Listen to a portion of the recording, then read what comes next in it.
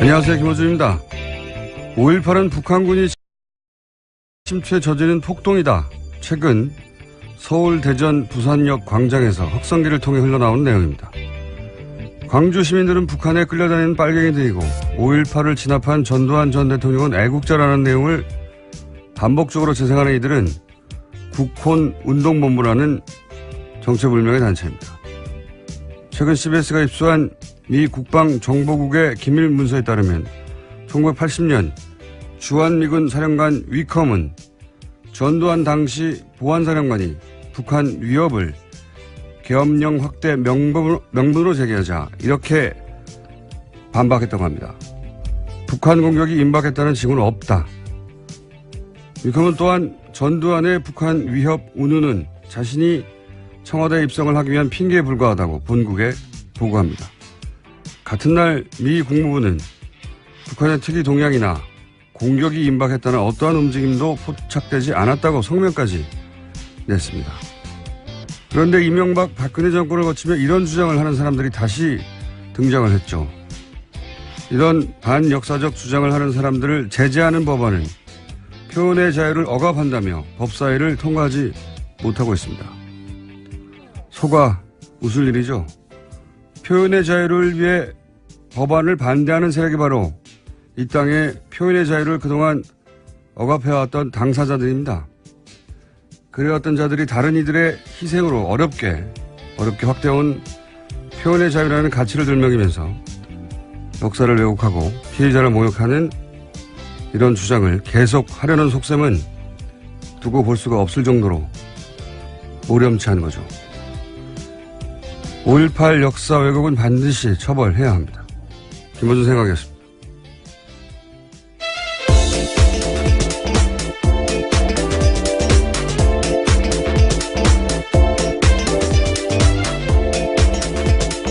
시사인의 김은지입니다. 네. 제가 요즘 주말에 대전역을 자주 가는데. 아, 그러세요? 네. 여차저차해서. 근데 이런 5.18은 북한군이 침투에 저지른 폭동이다. 계속 나와요. 광장에서. 서울역 근처만 가도, 예, 그렇죠. 네, 계속 나오고. 독일에서는 이 홀로코스트 부정하면 형사처벌하거든요. 예. 그 역사를 왜곡하거나 특정 집단을 모욕하거나 혐오를 주장하거나. 네, 혐오 발언이라는 거죠. 헤이트 스피치라고 네, 해서. 이건 표현의 자유로 보호받을 수 있는 게 아니라는 거죠. 우리나라에서도 이런 법안이 제출됐는데 자유한국당이 맡고 있습니다. 예, 대표적인 인물이 김진태 의원이죠. 김진태 의원이 뭐라고 그랬냐면 5.18이 역사적으로 공고화되지 못해서 법으로라도 공고화하려는 의도 아니냐. 이게 무슨 말이냐면 5.18 성격이 역사적으로 확립되지 않았다는 거죠. 예. 그러니까 북한 개입 주장도 검토해봐야 하는 거 아니냐. 그렇게 확립이 안 되다 보니까 법을 만들어서 확립시키려고 억지를 부리는 거 아니냐. 이런 주장이에요. 예. 이런 말을 하면 유럽에서는 그 자체로 형사처벌이 됩니다. 이 공개적 주장이 늘어나기 시작한 게 제가 알기로는 지만원 씨가 그 5.18 북한 개입설을 주장한 적이 있잖아요. 그런데 그게 이제 이명박 정권 말기에 그런 주장을 했거든요. 근데 박근혜 정권 시절에 무죄가 선고됐어요. 저는 근데 이 무죄 선고 이유가 굉장히 말이 안 된다고 생각하는 게 5.18을 거론했을 뿐이지 특정인을 거명하지 않았기 때문에 명예훼손 피해자들을 특정할 수 없어서 안 됐다고 무죄를 판결했거든요. 그리고 또 지만원 씨가 5.18을 개인적으로 재평가한다고 해서 이미 확립된 5.18 위상이 달라지겠냐. 그러면서 대법원이 무죄 확정을 했어요. 근데 저는 이게 말이 안 된다고 생각하는 게 5.18이라는 게 상징이고 역사고 기억이잖아요. 근데 그 고통받는 사람 하나하나 이름을 특정하지 않았다고 해서 면제가 되나요, 이게? 그 홀로코스트 뭐 이게 수백만 죽었다고 하는데 수백만 명 이름을 거론하지 않고 홀로코스트는 가짜다. 그러면 문제가 안 됩니까? 저는 이 논리가 이해가 안 되는데. 그리고 어차피 확립된 5.18 위상이라서 다르게 평가해봐야 바뀌지 않는다. 이렇게 해버리니까 법적 면죄부를 받았다고 생각하는 거예요. 예. 어차피 확립되어 있기 때문에 다른 소리를 떠들어도 된다는 얘기거든요. 그래서 이런 정체모를 단체가 튀어나오는 근거가 된 겁니다. 그 판결이 실제로. 사법부가 시대를 이끌어가지 못해 되돌리지는 말아야 되는 거 아닌가요? 저는 말이 안 되는 판결이라고 생각하는데. 여기까지 하겠습니다. 네. 갑자기 열받아가지고. 예. 계속 나와요, 계속. 갈 때마다. 그렇죠. 예. 계속 나오고 그 앞에 듣고 있는 사람은 없지만 계속 광장에서 이걸 떠들거든요. 아무도 제재할 수가 없어요. 네, 조직적으로 가짜뉴스를 퍼뜨리고 있는 상황인 거죠. 첫 번째 뉴스는요? 네, 을지 프리덤 가디언 연습 중입니다. 이를 참관하기 위해서 한국을 방문한 미군의 핵심 수뇌부가 어제 합동 기자회견 열었습니다. 북한의 도발을 억제하기 위해서 최대한 전력을 제공하겠다면서도 외교적 해법을 통한 북핵 해결의 필요성을 강조한 건데요. 해리 해리스 미군 태평양 사령관은 북한 도발 억제를 위해서 외교적 수단이 우선돼야 한다면서도 강력한 군사력을 뒷받침하겠다라고 말했습니다. 매우 당연한 이야기를 기자회견까지 했네요. 네, 아마도 이제 한 2주 전쯤에, 한 3주 전부터, 예, 전쟁설, 8월 위기설 이렇게 워낙 많았다 보니까 우리가 불안해 할까봐 이런 당연한 말을 하는 기자회견을 따로 했나 봅니다. 네. 별로 들을 내용은 없네요. 당연한 이야기를 했기 때문에. 어쨌든 외교가 중요하다. 하지만 강력한 군사력을 뒷받침하겠다. 북한한테 보내는 메시지이기도 할 텐데요. 네. 이때까지 수십 년간 했던 얘기입니다. 네. 자, 다음 뉴스는요? 네, 검찰이 이명박 정부 시절 국가정보원의 사이버 외곽팀에 대한 본격적인 수사에 착수했습니다. 관련자들을 출국 금지하고 계좌 추적을 병행하는 등 강제 수사에 들어간 건데요. 서울중앙지검은 어제 국정원 수사 의뢰와 관련한 사건을 공공형사수사부에 배당하고 수사 착수했다라고 밝혔습니다. 수사팀 검사는 타 검찰청 파견까지 포함해서요. 모두 10명 정도 됩니다. 기존의 대형 사건 특별수사팀에 준하는 규모인데 2013년 원세훈 전 국정원장 사건 수사에 참여했던 검사들이 대거 투입됩니다. 이제 30명 물론 출발이긴 한데 여기가 예. 그 위에 이 외곽의 팀장들 위에 누가 있는지 네. 국정원 내부에 누가 어떤 지휘계통으로 이런 명령을 내렸는지 이렇게 거슬러 올라가야 되죠. 네, 그래서 30명뿐만이 아니고요. 일부 전현직 국정원 관계자도 출국 금지 조치했다라고 알려져 있습니다. 정부가 범죄 집단이었던 거예요. 알고 봤더니. 자, 이제 그런 수사 본격적으로 시작된다는 얘기고요. 다음 뉴스는요. 또 2012년 대선 당시에 동화 작가 송명훈 씨가 문재인 민주통합당 후보를 비방하는 사파 제작했다라는 폭로한 거 알려드린 바 있는데요. 관련된 소식입니다. 당시 송 씨에게 이를 알선한 업체가 새누리당 지역당 경선 홍보에도 관여한 적 있는 선거홍보 전문 기업이라는 경향신문 보도가 나왔습니다. 그러니까 2012년 10월쯤에요. 동화작가 송 씨에게 문재인 후보 비방하는 내용의 시사 만화에 말풍선 다는 내용을 소개해 준 곳이요.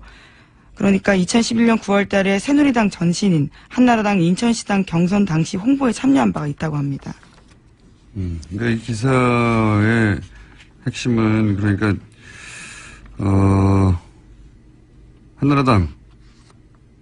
지금의 자유한국당, 이렇게 당이 이런 소위 댓글, 온오프 댓글, 공작 혹은 작업에 참여한 여론조사 작업, 예. 참여한 거 아니냐, 이런 취지의 기사군요. 당시 인천시당이면 윤상현 의원이 위원장이고. 네, 친박계로 꼽히고 있죠, 대표적으로요. 그렇군요. 이것만 가지고 단정할 수는 없는데 어쨌든 예.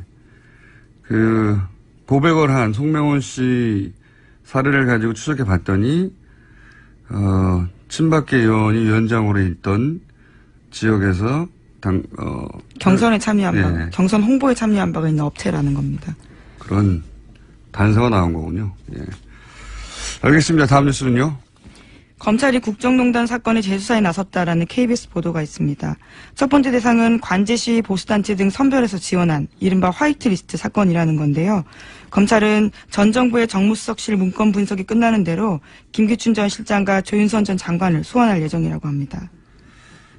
그렇군요. 이게 이제 국정농단 특검 때 워낙 이재용 삼성 부회장 건에 집중하느라고 사실은 특검이 중간에 멈췄죠. 멈춰서 특검 연장해야 된다는 거 가지고 굉장히 큰 논란이 됐었는데 결국 연장 못했고, 그런데 그 중에서 화이트리스트 부분, 블랙리스트 부분만 수사했지 화이트리스트 부분을 수사를 못했단 말이죠. 화이트리스트 부분을 수사를 캐비넷 문건도 추가적으로 나왔으니까 다시 하겠다는 얘기네요. 네, 거기에 관련된 내용들이 있는데요. 언론 활용하고 선거 등에 관련한 내용들을 활용하겠다라는 내용이 있기 때문에 추가 증거가 나와서 더욱 수사하는 상황이 된 겁니다.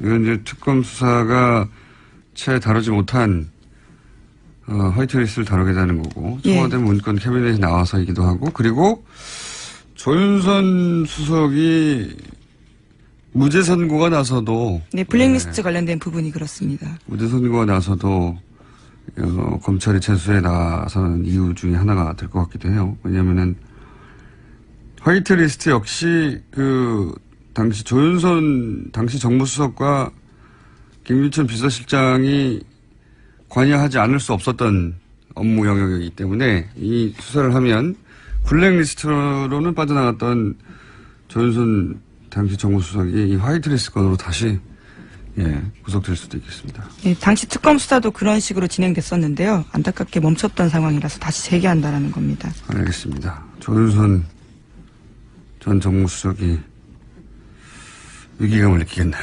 자, 다음 뉴스는요. 네, 이재용 삼성전자 부회장의 선고 공판이 이틀 앞으로 다가왔습니다. 어제는 방청권 추첨이 있었는데요. 자리가 총 30개였습니다. 일반인들한테 공개하는 거였는데 그래서 추첨으로 뽑았습니다.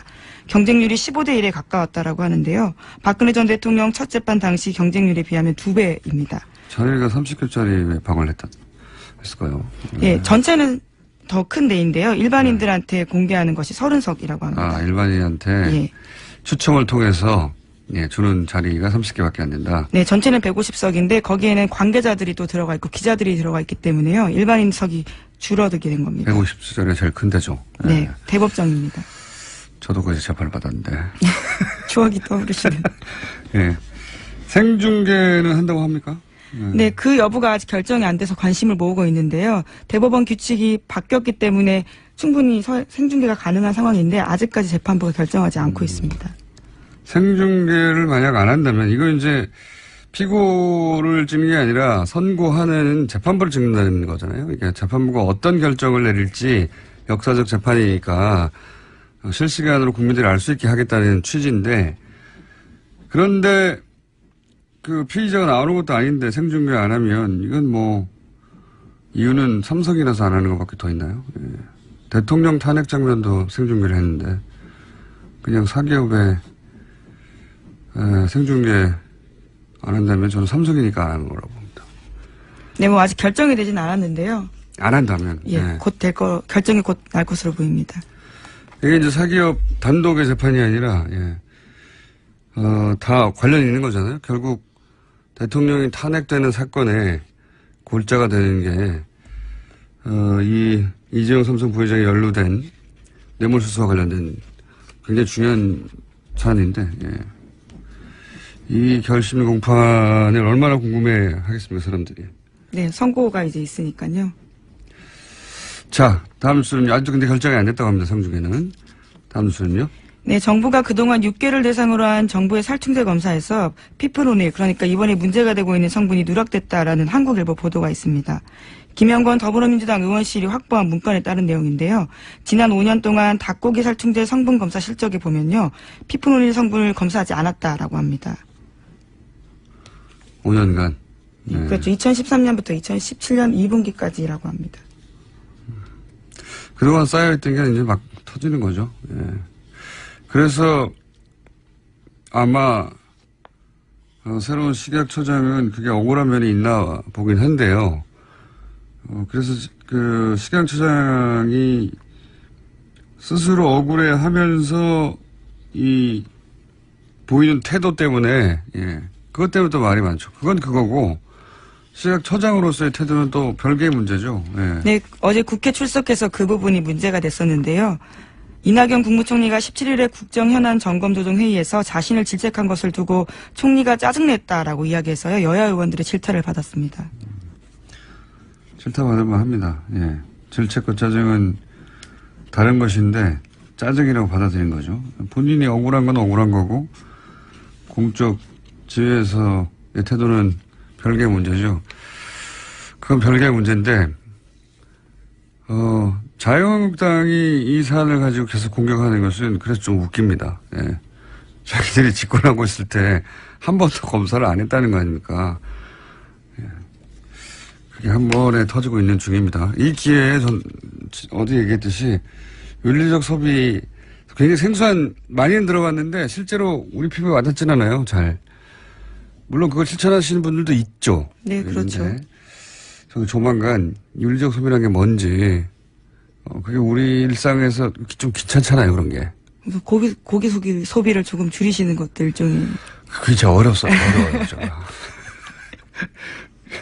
윤리적으로 생산되고 도축된 예. 고기만을 찾아다니는 것으로 그러면 입장을 정하든가 해야 되는데 알아보겠습니다. 한번 저희가 그게 뭔지. 네. 예. 이게 사실은 그런 근본적인 육류 소비에 대한 혹은 뭐 대량 생산 대량 소비에 대한 입장을 바꾸지 않으면 이게 전 세계적인 현상이에요. 사실 살충제 그렇죠. 일종의 역습이죠. 예, 살충제 달걀이 우리에만 있는 게 아니라 이게 이제 단가를 떨어뜨리려고 보다 보니까 한 군데 모아놓고 키울 수밖에 없잖아요. 한 군데 모아놓고 키우니까 닭이 한 마리라도 뭐 잘못되면 모든 닭이 다 전염되니까 이런 식의 약물을 계속 친단 말이죠. 예. 그래서 뭐 유럽도 마찬가지고 전 세계에서 이런 일이 유사하게 벌어지고 있습니다. 예. 그래서 그러면 근본적으로 이게 정부를 믿으면 해결되는 일이냐, 정부가 잘하면 없어질 일이냐, 그거 아닌 것 같거든요. 하여 뭐 어떻게 해야 되는지 한번 생각해 보기로 하겠습니다. 조만간 시간을 마련해서. 자, 제목 정도 하나 더 할 수 있을 것 같습니다. 네, 한명숙 전 국무총리가요 오늘 새벽 석방됐습니다. 만기 출소한 겁니다. 아, 이분도 하실 말이 참 많으실 겁니다. 이 한명숙 전 총리 만기 출소 70대 중반이에요. 나이도 만기 출소 한 사안에 대해서는 저희가 양 박사라고 있습니다. 양 박사. 예. 저기 잠시 후에 양지열 변호사 모시고 다뤄보기로 하겠습니다. 여기까지 하겠습니다. 시사인의 김은지였습니다. 감사합니다.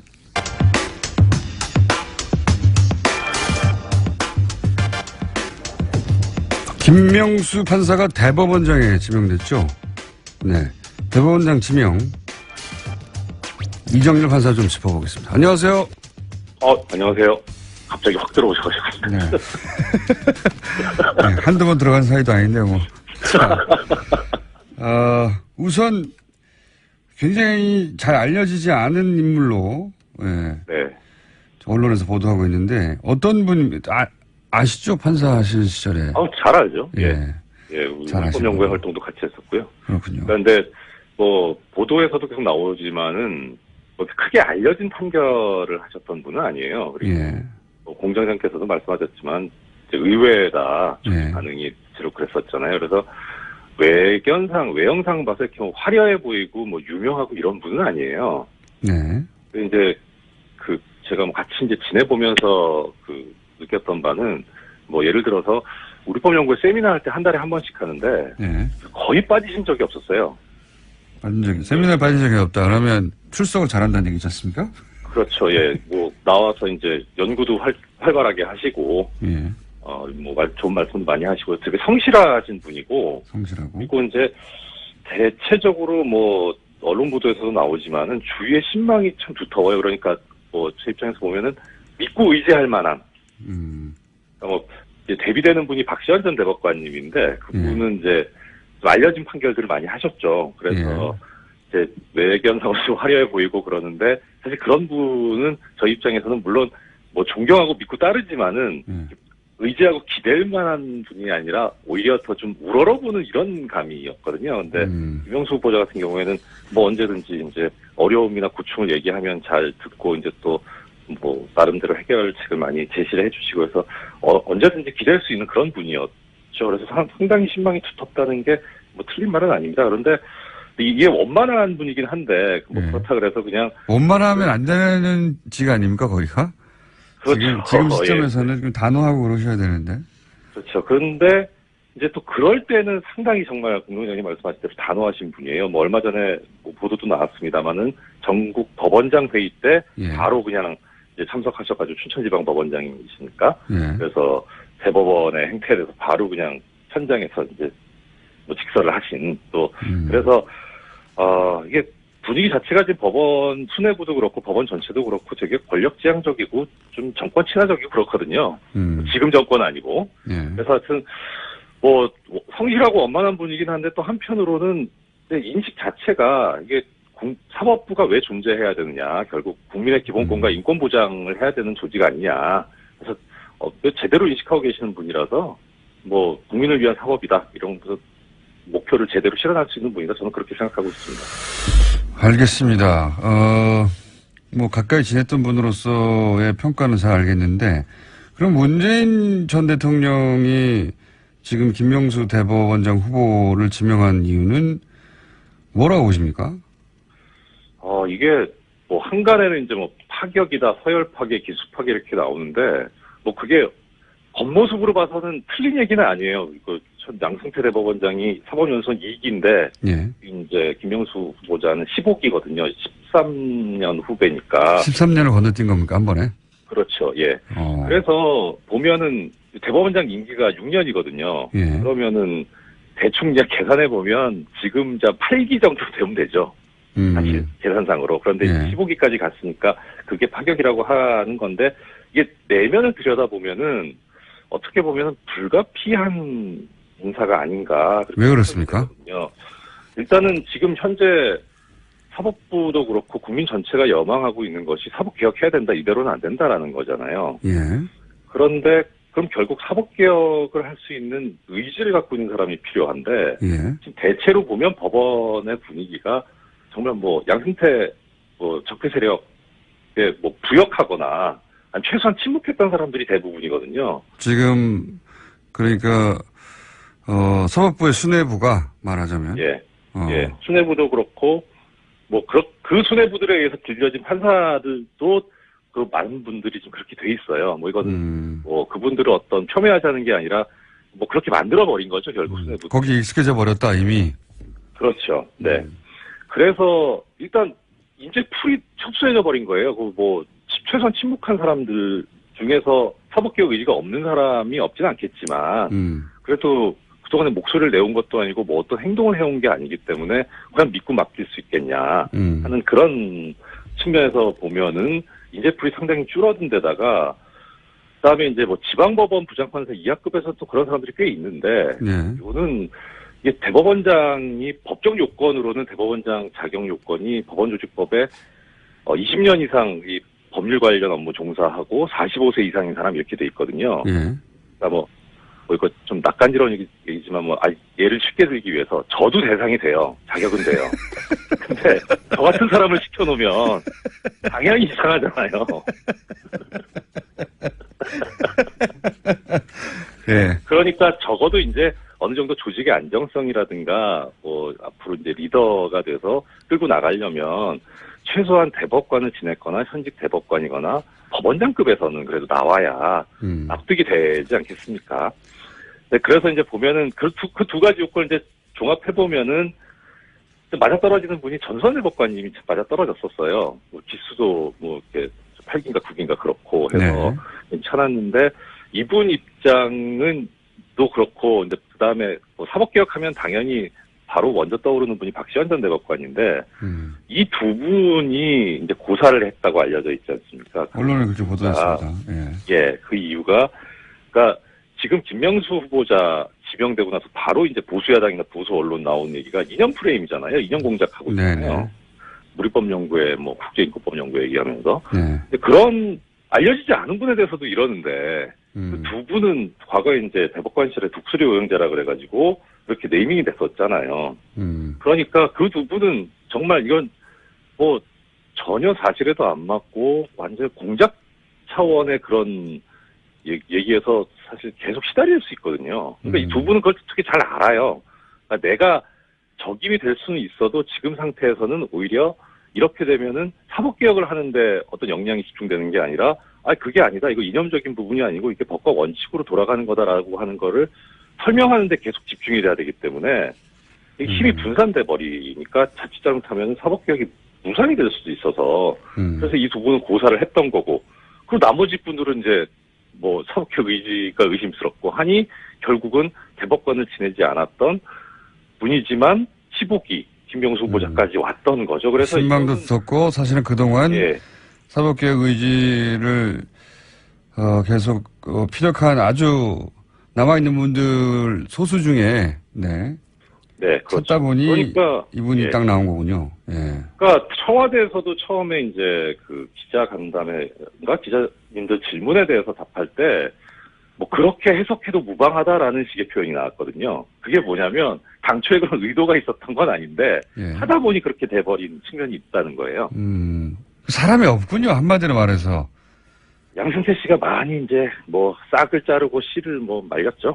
그러면 지난 6년 동안 양승태 그 대법원장이 자신에게 비판하거나 사법 비판하는 사람들은 어떻게 했습니까? 뭐 예컨대 예를 들면 김동진 부장판사 같은 경우에 이제 그 어떤 분이냐면 그 원세훈 전 국정원장 1심 판결이 네. 이제 그때 그 뭐 대부분이 무죄로 나왔었잖아요. 네네. 당시 그 재판을 담당했던 재판장이 고등법원 부장판사 승진을 앞두고 있었어요. 예. 그래서 이제 김동진 부장판사가 내부 게시판에다가 이거 지록위반의 판결이다. 고등부장 승진이 그렇게 그랬었죠. 중요하냐 뭐 이런 예. 올렸죠. 그래서 정직 3개월 징계받았었습니다. 그러니까 이제 내부 언론을 완전히 막아버린 거죠. 그리고 내부에서 비판도 징계를 해버렸군요.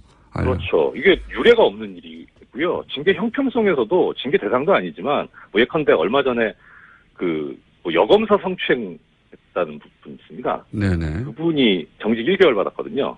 아. 성추행보다 이게 더 무겁다고 본 거죠.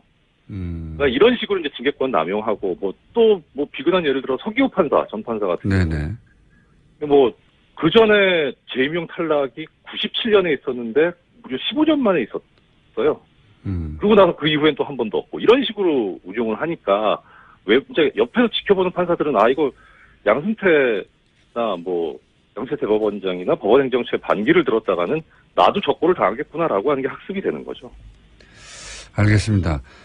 워낙 인재풀이 적고 그 어려운 가운데서도 지금 양승태 대법원장 혹은 사법개혁에 대해서 목소리를 냈던 사람으로 중에 찾다 보니 이분밖에 없었다.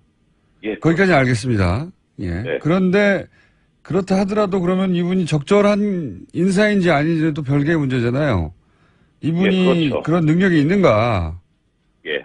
일단 두 가지 측면에서 말씀드릴 수 있는데요. 하나는 우리법연구회가 이 뭐 보수야당이나 보수 언론으로 참칭하는 자들에 의해서 이제 부당한 공격을 당하고 어떻든 뭐 거의 와해되다시피 했는데 이 김명수 후보자가 우리법연구회 회장을 지냈었거든요. 그리고 나서 이제 판사들 사이에서 그래도 인권의 가치를 뭐 경시할 수는 없다 해서 만들어진 게 국제인권법연구회인데 거기 초대 회장으로 갑니다. 그러니까 그 우리법연구회 출신인데도 불구하고 또 그렇게 어떻든 공격을 당했음에도 불구하고 국제인권법연구회 초대 회장이 되는데 사람들이 의견 일치가 됐었다는 거예요. 그 정도로 원만하다는 거죠. 원만하고 신망이 굳었다는 거고, 그러니까 리더십이 있죠.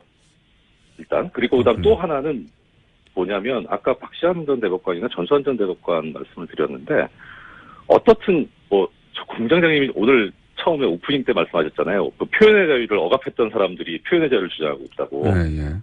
이 지금 적폐 세력에 부역했던 판사들이 사법개혁이라는 칼이 들어왔을 때 당연히 반발할 겁니다. 적반하장으로. 그거는 예상되는 거거든요. 그 경우에 결국 내부 반발을 어떻게 이제 누그러뜨리고 다독이면서 갈 것이냐의 문제인데 사실 전수환 전 대법관님이나 박시환 전 대법관님 같은 경우에는 외견상, 내부적으로는 그렇지 않아도 내면상으로는 그렇지 않아도 외견상 강해 보이는 분들이기 때문에 자칫 좀 이제 파열음이 생길 수 있는데 김명수 후보자 같은 경우는 오히려 그 부분에서 상당히 뭐 친화력이 있기 때문에 오히려 더 잘 된 게 아니냐 하는 저는 그런 생각이 들어요.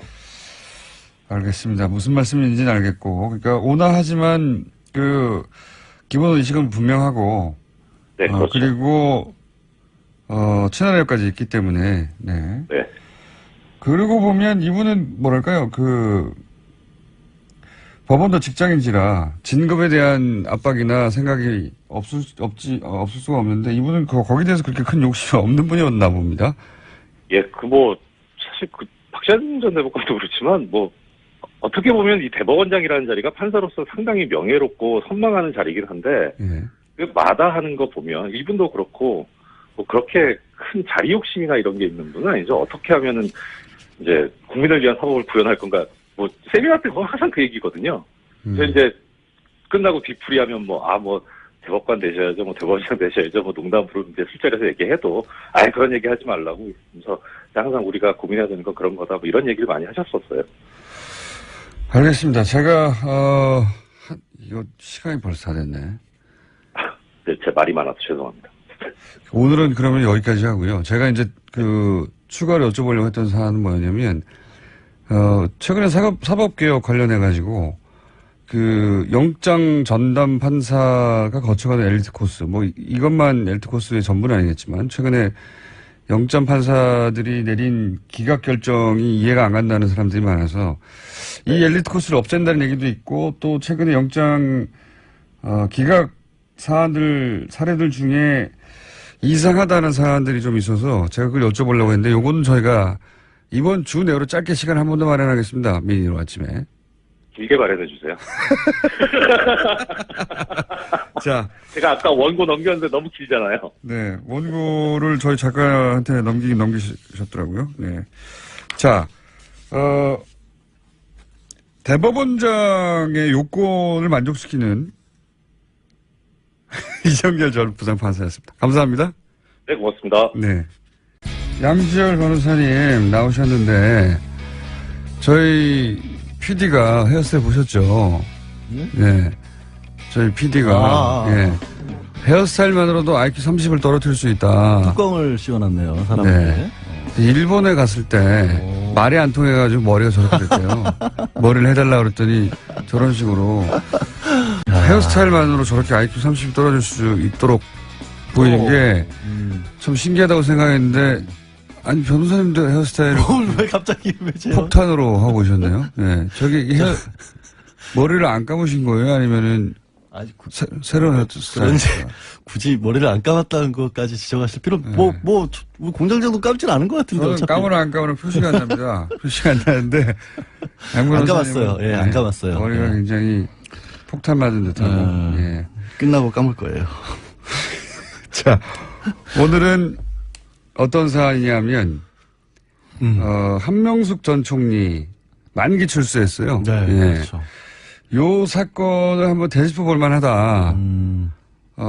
해서 한번 잠깐 되짚어 보겠습니다. 네. 네. 이게, 그때 1심 때, 이게 블랙 코미디다. 네. 이런 얘기 많이 있었거든요. 그렇죠. 예, 그래서, 이거 건도 안 된다라고 했는데, 결국은, 유죄 판결을 갑자기 뒤집혀서요. 2심에 받고, 만기, 출소하셨는데. 그래서 이게 부당한 기소가 부당한 판결이라는 주장을 오랫동안 해왔죠. 민주당 입장에서는.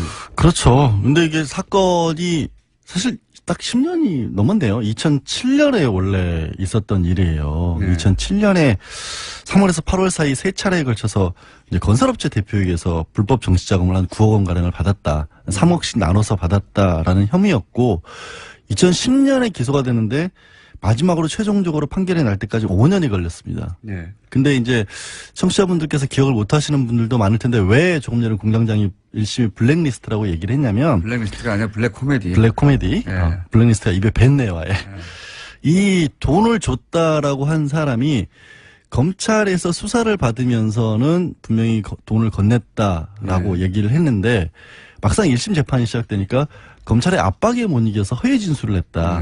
9억 원가량은 내가 개인적으로 횡령을 해서 사업자금을 횡령해서 개인적으로 썼는데 그게 이 건설업체가 결국 망했거든요. 네. 채권자들에게 시달리는 입장에서 개인 자금까지 썼다라는 것이 알려지면 그거 내가 너무나 그걸 감당할 수 없어서 거짓말을 한 것이다. 그리고 검찰에 압박이 있었다라고 얘기를 한 거죠. 그러면서 이제 한명숙 전 총리에게 미안하다고 그랬죠. 네, 그렇죠. 평소에 존경하던 분이었는데 이런 일을 겪게 해서 죄송하다. 그래서 1심에서는 무죄가 나와버렸어요. 1심에서는 왜 또 코미디였냐면 처음에 이제 그러니까 그 중에 돈을 줬다는 사람이 또 있습니다. 광모 네. 사장. 그러니까 이제 인사청탁을 했다고 하는. 아, 그거는 다른 재판이었죠. 또 다른 재판인데, 이 한명숙 전 총리를 구속시키려 하는 시도. 2번 있었습니다. 네. 원래 2번 있었고, 네. 첫 번째 재판에서는 무죄 판결이 나왔어요. 첫 번째 재판에서. 시도의 일환으로 이해하고 같이 묶어서 말씀을 드리면, 그때도 또 하이 코미디였는데 뭐냐면 뭐, 돈을 줬다는 사람이 처음에 직접 줬다고 했다가 의자 위에 놓고 왔다고 했다가 테이블에 앉았을 때 줬다고 했다가 근데 이제 현장에 가보니 테이블이 너무 받을 수가 없는 커요. 상황이었죠. 손이 그러니까 안 닿아요.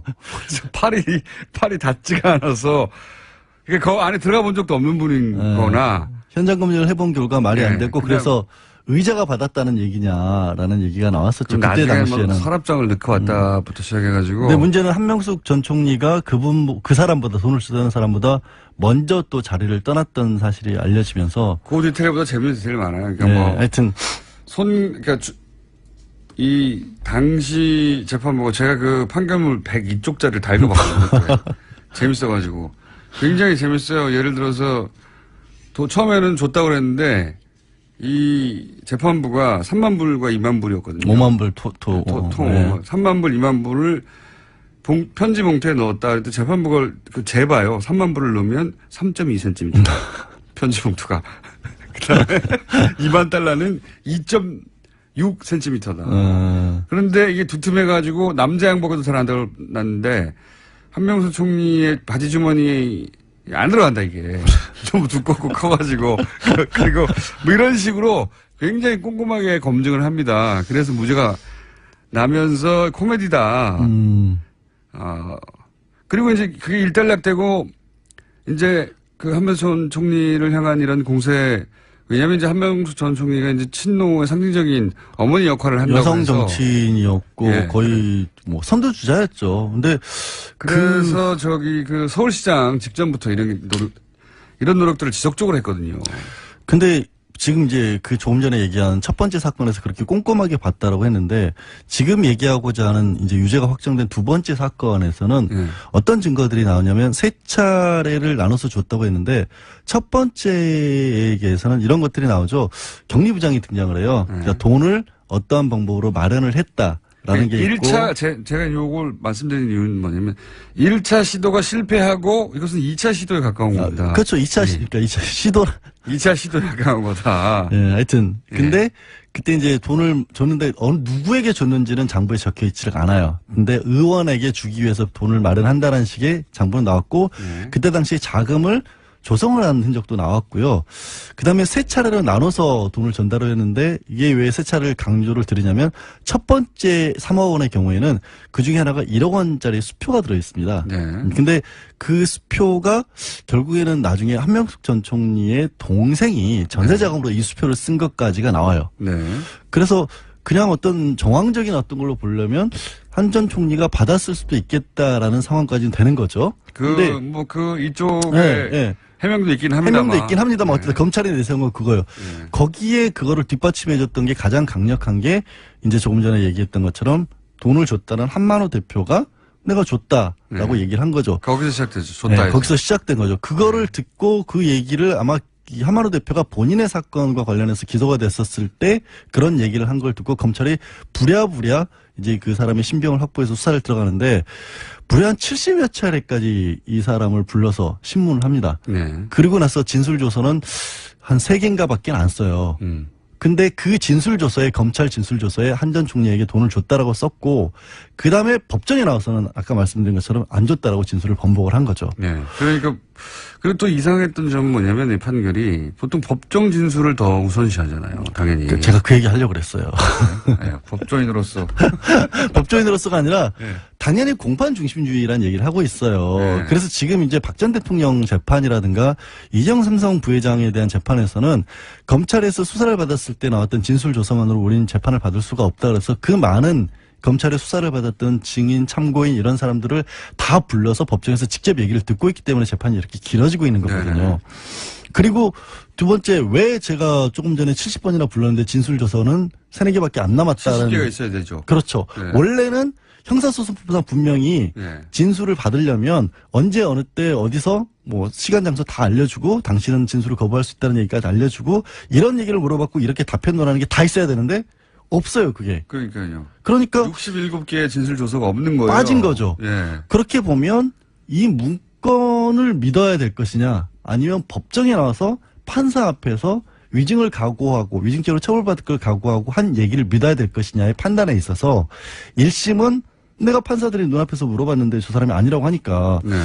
뭐 정황적으로 봤었을 때 여러 가지가 얘기가 있을 수가 있지만 줬다는 사람이 안 줬다고 하는데 증거가 딱히 없지 않느냐라고 해서 무죄를 내렸던 건데 항소심에서 그게 바뀌었고 대법원에서도 항소심에서는 갑자기 검찰에서 말한 게 맞다고 판결을 해버렸죠. 그렇죠. 근데 왜 그렇게 맞다고 판결했는지 근거가 없어요. 그건 있죠. 평소에 이 사람이 대법원 판결입니다. 대법원 판결에서는 이 한만호 대표라는 사람이 평소에 한명숙 전 총리를 굉장히 존경해왔던 사람이기 때문에 이 한 전 총리를 모함하기 위해서 거짓말을 지어냈을 가능성이 없다. 대법원 다수 의견입니다. 이게 네. 거의 일관된 논리예요. 그러니까 근데 생각해 보면 진술을 번복했잖아요. 진술을 번복했는데 번복하기 전에 만들어진 검찰의 조서와 법정에서 한 얘기와 어느 쪽이 더 신빙성이 있었을까 따져보면 재판관들은 보통 판사들은 법정의 진술을 우선하는데 그리고 검찰 진술 조서가 네. 아무래도 작성 과정 자체가 문제가 있다. 이거는 제 얘기가 아니라 이제 대법원에서의 소수 의견 얘기입니다. 5분이 반대했죠. 네. 네. 그래서 8명하고 5명이 다수 의견이 8명이었고 5명이 소수 의견이어서 결국 유죄로 확정이 됐는데 더 조금 진짜 이 부분은 이상한 게 그럼 아까 3번에 나눠서 줬다고 그랬는데 2번째하고 3번째는 어떤 증거들이 있느냐? 없어요. 그냥 오로지 이 사람이 얘기밖에 없어요. 그것도 검찰 조서밖에 없는데 1차 처음에 줬다고 했을 때의 얘기와 더해서 그 처음에 줬을 때 아까 말했던 가계수표 1억 원짜리가 넘어갔었다는 증거가 있으니까 1차 줬다는 얘기를 믿을 만하니까 2차와 3차도 믿겠다라고 한 겁니다. 그때 친동생이 전세 자금을 빌렸다고 이제 주장을 한 건데. 친동생은 진술을 거의 거부를 했을 거예요. 네, 저희도 근데 얘기를 안 하고. 정황적으로는 전세 자금을 빌린 건데 나머지를 거기다 갖다 붙여가지고 9억을 줬다라고 만들어낸 사건이라고 이제 한명수 전 총 쪽에서 이제 얘기를 하는 거죠. 주장을 하고 있고. 그리고 이제 문제점이 제가 봤을 때도 분명한 게 최소한 2차와 3차에 있어서는 뇌물 사건은 정치자금법이죠. 돈을 줬다 안 줬다는 우리가 그냥 상식적으로 봤었을 때 이 정도면 받았을 것 같아 이렇게 판단하는 게 아니잖아요. 당연하죠. 굉장히 까다롭게 보는 거거든요. 근데 여기서는 경험칙에 의하여 판결이 뭐 이렇습니까? 경험칙에 의하여 줬을 법하다 아닙니까? 그러니까 1차에서 이렇게 줬다라는 거 보이니까 2차, 3차도 줬을 것 같다. 이런 걸로 유죄를 돈을 확정해버린 거예요. 줬다는 사람이 검찰의 압박 때문에 내가 살려고 안 준 사람한테 줬다고 한 거다. 이렇게 말했음에도 불구하고 법정에서. 그리고 그건 받아들이지 않았어요. 예. 그리고 이제 돈을 그래서 또 상당히 좀 희한했던 거는 그렇게 진술을 번복을 하니까 항소심 판결을 얼마 앞두고 이 진술을 번복한 한만호 씨를 위증죄로 기소를 하죠. 검찰에서. 그렇죠. 그래서 감옥에 갑니다. 이 사람. 예. 그래서 심지어는 한명수 전 총리보다 더 길게 3년을 갑니다. 그랬다가 이제 2년으로 바뀌어서 바뀌긴 했지만 올해 5월에 확정이 됐어요. 위증죄로. 그래서 지금 실형 복역 중입니다. 이상한 사건입니다. 이 사건. 그러니까 대법원에서 유죄로 봤기 때문에 뭐 유죄가 아니다 이렇게 말씀드리긴 어렵습니다만 이상한 부분이 분명히 있었고 또 하나 이제 양승태 전 대법원 지금 아직 대법원장이에요. 대법원장이 했던 전원합의체 판결에서는 8대5 정도로 팽팽하게 맞서는 사례가 거의 없어요. 이상한 사건이라는 거죠. 특이한 예. 한 번 더 해야 될 것 같습니다. 양지열 변호사였습니다. 감사합니다. 네, 고맙습니다. 3부에서 뵙겠습니다. 빵빵 터지는 시간입니다. 노루가즘 정의당 노회찬 원내대표 나오셨습니다. 안녕하십니까? 네, 안녕하세요. 네. 요즘 TV 출연이 잦다고 저희 작가들이 자제해달라고. 어제 우리 김원진 총수 얼굴도 나왔어요. 뉴스공장만 나오셔야 되는데, 예, 최근에 어제는 냄비 받침이라고 하는 예. 예능 프로그램 나오셔가지고 지나치게 빵빵 터트려서 예. 여기서 한 내용이 또 그게 재방송됐어요. 잘못됐습니까? 예, 이게 원청이고 이게 하청인가 뭐 그렇게 되는. 여기서만 터트리셔야 되는데 딴 데 가서 터트리셨다고. 거기서 첼로 이야기도 또 화제가 됐다면서요. 예. 노회찬 대표님과 첼로가 과연 어울리느냐. 좀 어울리잖아요. 둘 다 크잖아. 이렇게. 첼로도 얼굴이 큰데. 네. 모르시는 분들은 제가 알려드리겠습니다. 어린 시절부터 첼로를 하셨다고. 네.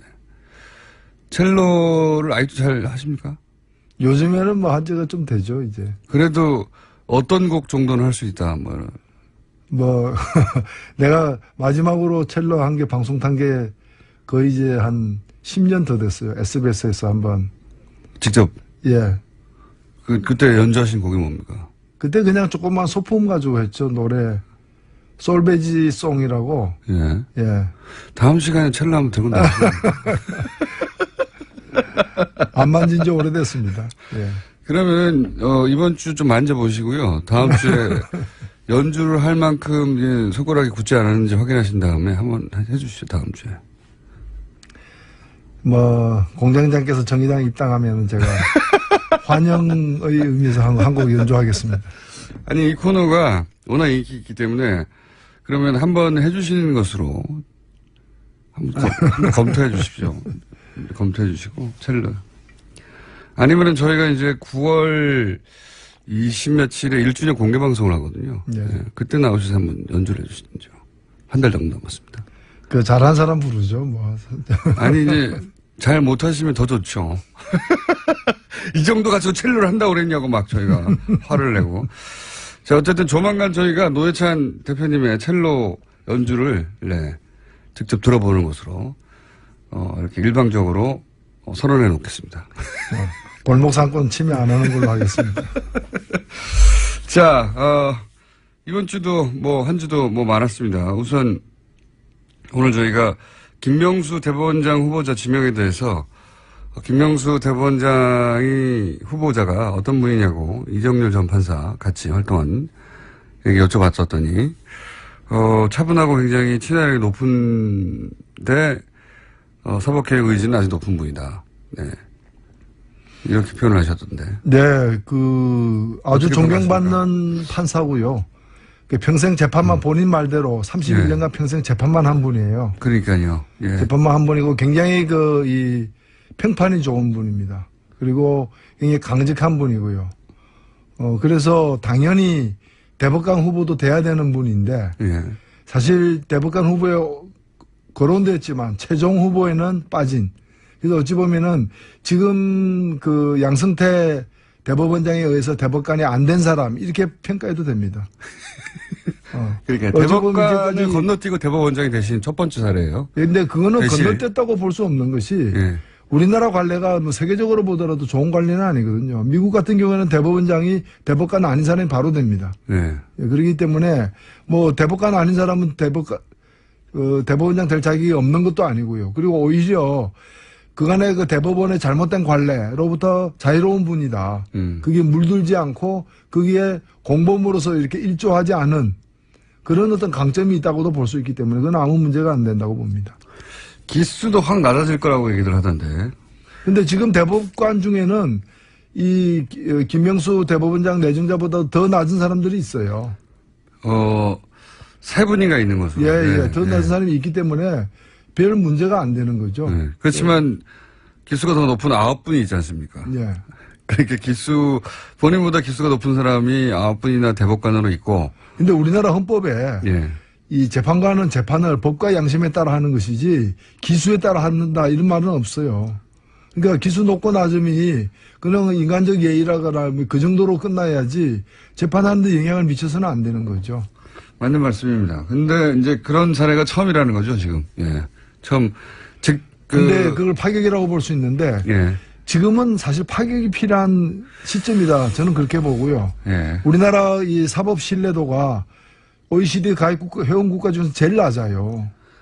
그러면 이렇게 낮은 신뢰도를 계속 그간의 관행, 그간의 전통을 이어가면서 이 낮은 신뢰도를 유지할 거냐, 이 낮은 신뢰도를 정말 파격적으로 한번 극복해 나갈 것이냐, 그 후자가 돼야 되는 것이고 그런 점에서 이 김명수 이 후보자 지명이 저는 장고 끝에 묘수고 호수다, 악수가 아니다 이렇게 봅니다. 이걸 뭐 사법 쿠데타다.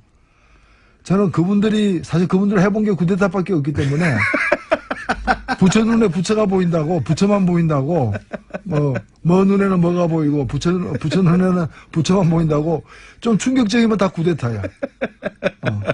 참고로 권성동 의원이 정치적 중립성이 의심되는 사람을 대법원장에 지명한 것은 사법 쿠데타라고 이렇게.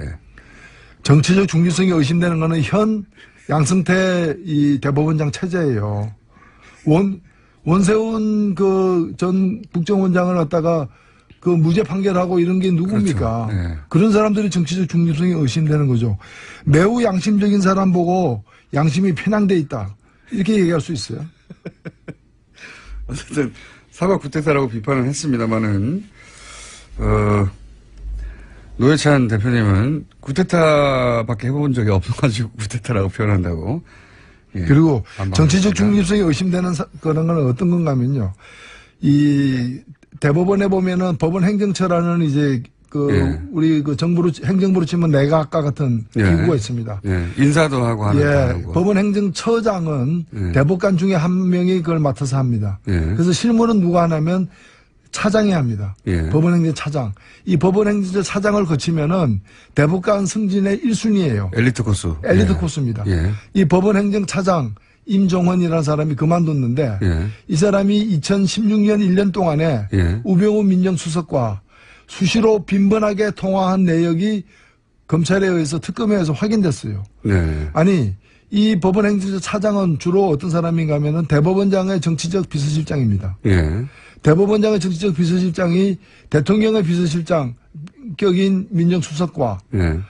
빈번하게 수시로 뭐 연인 관계도 아닌데 부부 관계도 아니고 친구 관계도 아니고 사업하는 관계도 아닌데 이 양쪽 대법원장의 비서실장과 청와대 민정수석이 그렇게 빈번하게 통화할 이유가 뭐가 있습니까? 그러니까요. 이게 재판을 가지고 거래를 하고 법원 인사에 영향을 미치는 그런 내용이 아니라면 이렇게 통화가 잦을 이유가 없는 거거든요. 예. 이런 게 정치적 중립성을 현저하게 해친 그 증거가 되는 겁니다. 그런 걸 안 하기 위해서 그런 걸 평생 안 해본 사람을 갖다가 임명을 했는데 그리고 이 김명숙 그 춘천지방법원장을 지낸 분은 네. 춘천지방법원장을 하면서도 다른 법원장과 달리 재판을 갖다가 누구에게 어떤 사건을 맡기고 하는 일을 법원장이 지시를 하지 않고 서로 토론해가지고 정했다고 합니다. 저는 그런 데서 이미 드러난 딱 지금 시기에 딱 꼭 알맞는 그런 인사다라고 생각됩니다. 기자들 만나러 지하철 타고 왔다고 해요. 네. 그거는 제가 볼 때는 그 굉장한 어떤 그분이 그냥 뭐 교통비 아끼려고 그렇게 한 것이 아니라 그간의 관행과 예. 관행에 이제 강하게 맞서겠다라는 의지의 표현이라고 봅니다. 자, 그런데 대법원장은 그렇지만 이제 국회 동의가 필요하지 않습니까? 네. 예. 이 야당이 다들 반대해버리면 어떡합니까? 통과가 될까요? 어떻게 보십니까? 통과가 되어야죠. 야당들도 저는 야당은 뭐 반대하는 게 야당입니까? 그렇지 않거든요. 그리고 그 제왕적 대통령제 고치자고 여야를 가릴 것 없이 개헌특위에서 이구동성으로 입을 모으고 있는데 그런 걸 갖다가 타파할 수 있는 굉장히 적임자가 나타났는데 그래도 오래간만에 나타났는데 그럼 이 양승태 같은 지금 뭐 법원 내에 그 말 안 듣는 그게 상부의 지시에 따라서 이렇게 재판하지 않는 사람들 있죠. 오로지 법과 양심에 의해서 재판하려고 하는 사람들 그런 사람들을 블랙리스트로 만들어 가지고 차별하던 예. 그런 지금 양승태 같은 사람을 갖다가 계속 쓸 거냐 이거예요. 아무리 야당이라도 도대체 어느 나라의 야당이냐 그 분명히 밝힐 필요가 있습니다. 이 시점에 저희가 양승태 대법원장의 반론을 듣고 싶은데 섭외는 하겠지만 응해 주실지 모르겠네요. 자, 사법부 블랙리스트는 어떻게 생각하십니까? 이게 사법부 지금까지 특검이 다뤘던 블랙리스트는 청와대에서 했던 블랙리스트를 말하는 거고 사법부 내에도 블랙리스트가 있다고 그래가지고 사법부 내에서 큰 혼란과 논란이 됐죠. 예. 이게 이제 지금 방금 말씀하신 대로 법원 행정처에서 블랙리스트 판사들의 성향을 분류해서 블랙리스트를 관리해 온 것 아니냐라고 하는 의혹이 터졌지 않습니까? 엊그제 법사위에서 법원 행정처장이 나와가지고 법원 행정처장에게 사법부 블랙리스트가 담겨 있는 컴퓨터 예. 컴퓨터를 왜 공개하지 않느냐, 네. 왜 조사하지 네네. 않느냐고 하니까 그 컴퓨터는 업무용으로 쓰고 있기 때문에 조사할 수가 없다라는 거예요. 그러면 안종범 수첩은 업무용 수첩이지 그게 그러면 뭐 사교용 수첩이었습니까? 뭐 대한민국에 컴퓨터가 한 대밖에 없습니까, 그리고? 그러니까 그렇죠. 뭐 대법원에 컴퓨터 한 대밖에 없습니까? 카피 페이스트는 없나요? 그리고 블랙리스트의 존재 자체를 갖다 시인하지 않고 있어요. 네. 그러면 그동안에 지금 그것 때문에 그 부장판사, 인천지법의 부장판사 한 사람이 사표를 냈습니다. 근데 그 사표를 갖다가 그러면서 강하게 양승태 대법원장이 진실을 밝혀라고 요구하면서 사표를 냈는데 그 사표를 수리도 안 하고 있어요. 그러니까 이 블랙리스트는 딴 데 있는 게 아니라. 그러니까 한 분은 13일째 단식 중에 있어요. 네. 저희 방송에도 직접 현재 판사가 나와서 이 사안에 대해서 얘기한 적이 있습니다. 그러니까 그 법원 행정처에 그 특정 PC에 고스란히 들어있는데 그걸 왜 조사를 안 하냐는 겁니다. 계속해서 주장하는 바는. 탁하고 쳤더니 억하고 죽었다는 식으로 물고문 사실을 인정하지 않는 것처럼 이 블랙리스트가 존재하는 걸 인정하지 않고 있고 이걸 갖다가 공개하라고 하면서 지금 한 판사가 현직 판사가 13일째 지금 단식하고 있어요. 근데 현직 판사가 이걸 제가 얘기를 하니까 그분은 단식하고 있는 게 아니라 금식 기도하고 있다. 그러면서 그런데 기도 내용에 블랙리스트 얘기가 있는 것 같다. 있는 것 같다. 아니 그게 단식이지 뭐예요. 이걸 지금 이게 법원 행정처장이 국회에 나와서 한 답변입니다. 그렇습니까? 예. 예, 금식 기도하고 있을 뿐이다. 예. 근데 기도 제목 중에 블랙리스트 사안이 있는 것 같다. 예. 그러면 나머지 사안들은 뭡니까 그러면? 그럼 뭐 박종철은 뭐 침례 기도를 한 겁니까? 그게 이제 법원 행정처에 누가 나와서 그런 말을 한 거죠? 법원 행정처장 대법관이 나와서 한 얘기. 대법관이요? 예. 대법관이 뭐의 약자인 줄 아십니까? 뭔가요? 대단한 법관입니다. 그렇게 답변한 줄 몰랐네요. 예. 법사위 소속이시니까 직접 들어오셨겠네요. 네. 네. 그렇게 답변을 했다고 하니 이게 편파적으로 굴러가던 양승태 대법관 체제가 구테타 체제였다 이렇게 말할 수 있겠네요. 그렇죠. 네. 그러니까 지금 김영수 대법원장 후보자 지명은 사법민주화예요. 사법민주화를 사법 구데타라고 얘기하는 것은 그동안에 보고 들은 게 구데타밖에 없기 때문에 그러네요. 민주화를 경험해보지 못했기 때문에. 그러면 법사위 소속이신 게 또 하나 더 여쭤보자면 새로운 대법원장이 만약 임명이 되면 가장 먼저 해야 되는 사법개혁이 뭡니까? 일단 지금 대다수의 판사들이 들끓고 있습니다. 네. 왜냐하면 이 블랙리스트의 존재 자체는 무슨 어떤 판결의 성향이나 이런 모든 걸 떠나가지고 법관의 양심과 독립을 갖다가 현저하게 해치는 거예요, 지금은요. 그리고 이걸로 줄 세우는 것이고요. 그리고 최근에 그 여론조사에 따르더라도 그 재판을 할 때 상부의 눈치를 본다는 거예요. 그렇죠. 판사들 스스로. 그 눈치 주기로 강조한 것이기 때문에. 왜냐하면 그 결과에 따라서 진급이 좌우되는 걸 자기들도 봤으니까요. 네. 그리고 승진에 또 영향을 미친다는 걸 본인들이 시인하고 있고요.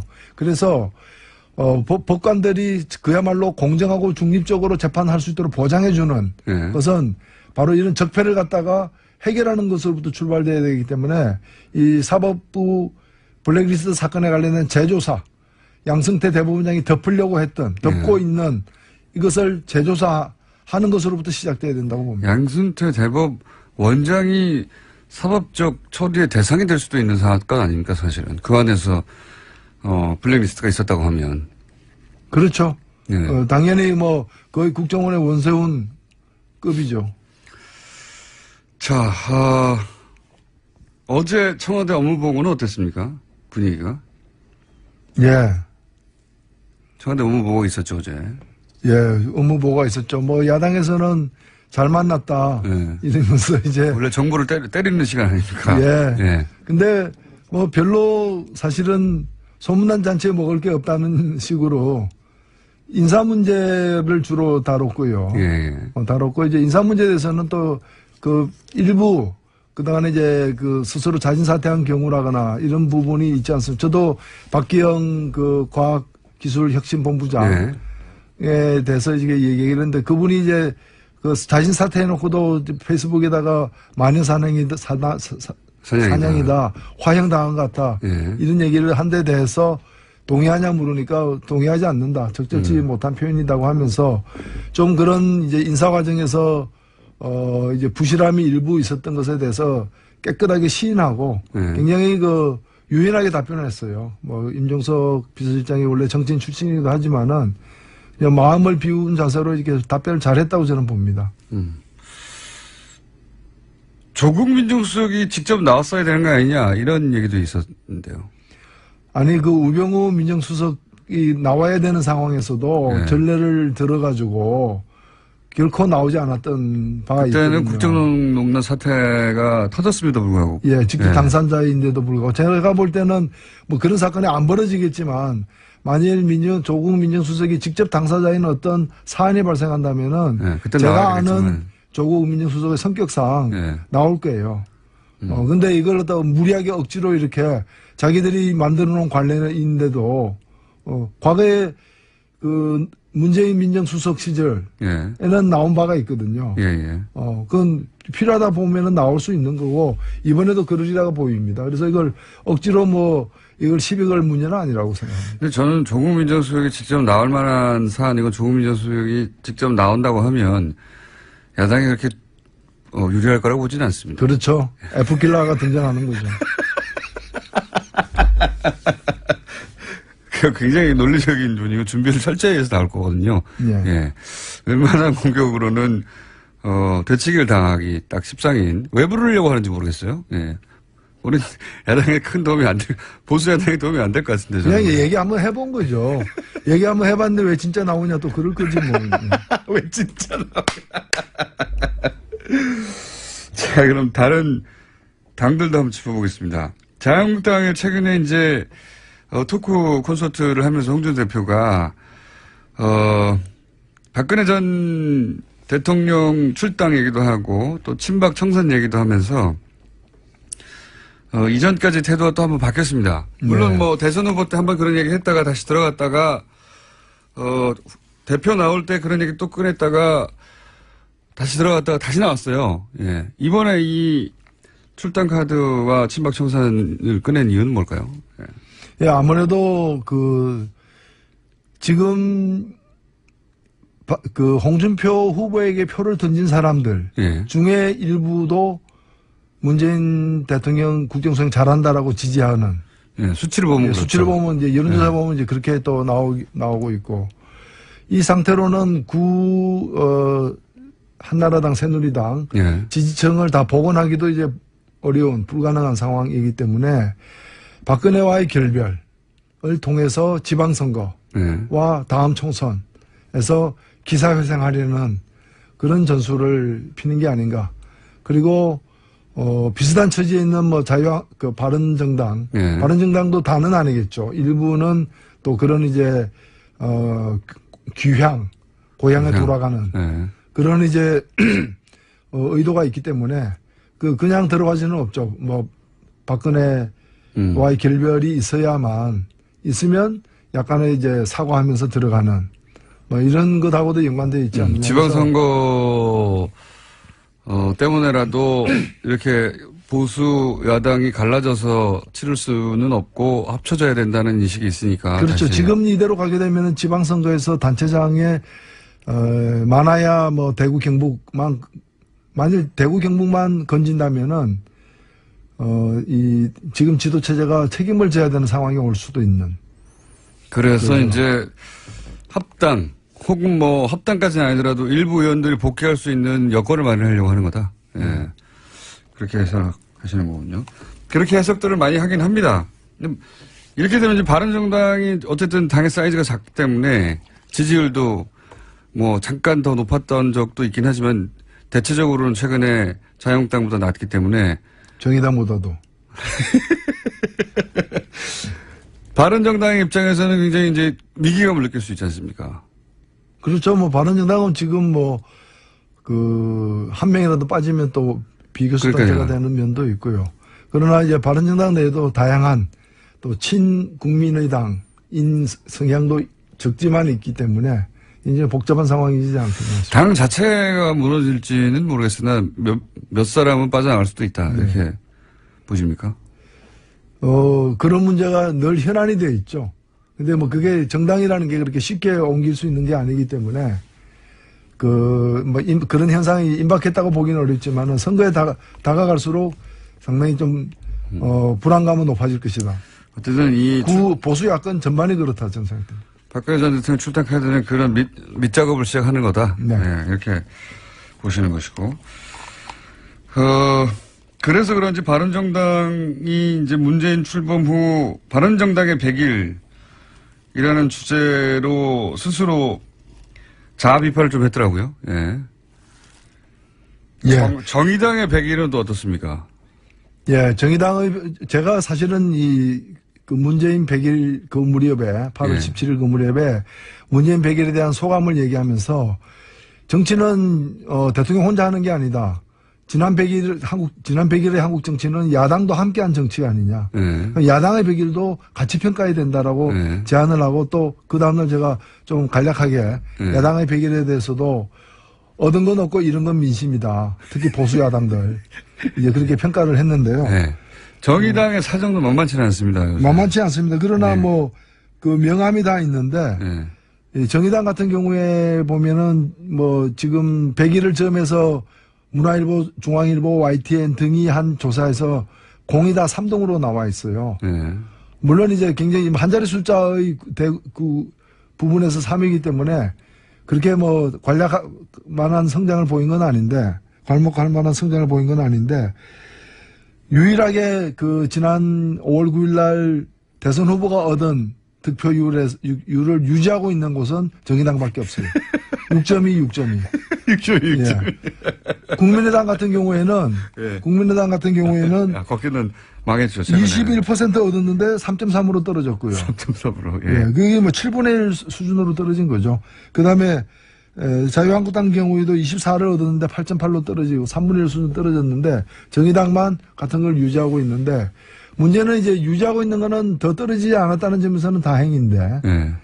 왜 이렇게 치고 올라가지 못하느냐라는 이제 한계가 있습니다. 그래서 저희들이 굉장히 이걸 좀 부심하고 있습니다. 속을 끓고 있습니다. 그래서 지금 또 우리 새 대표 체제 하에서 예. 또 이 하반기 좀 정책 사업들을 적극적으로 좀 펼쳐가지고 국민들의 마음을 얻는데 더 진력하도록 하겠습니다.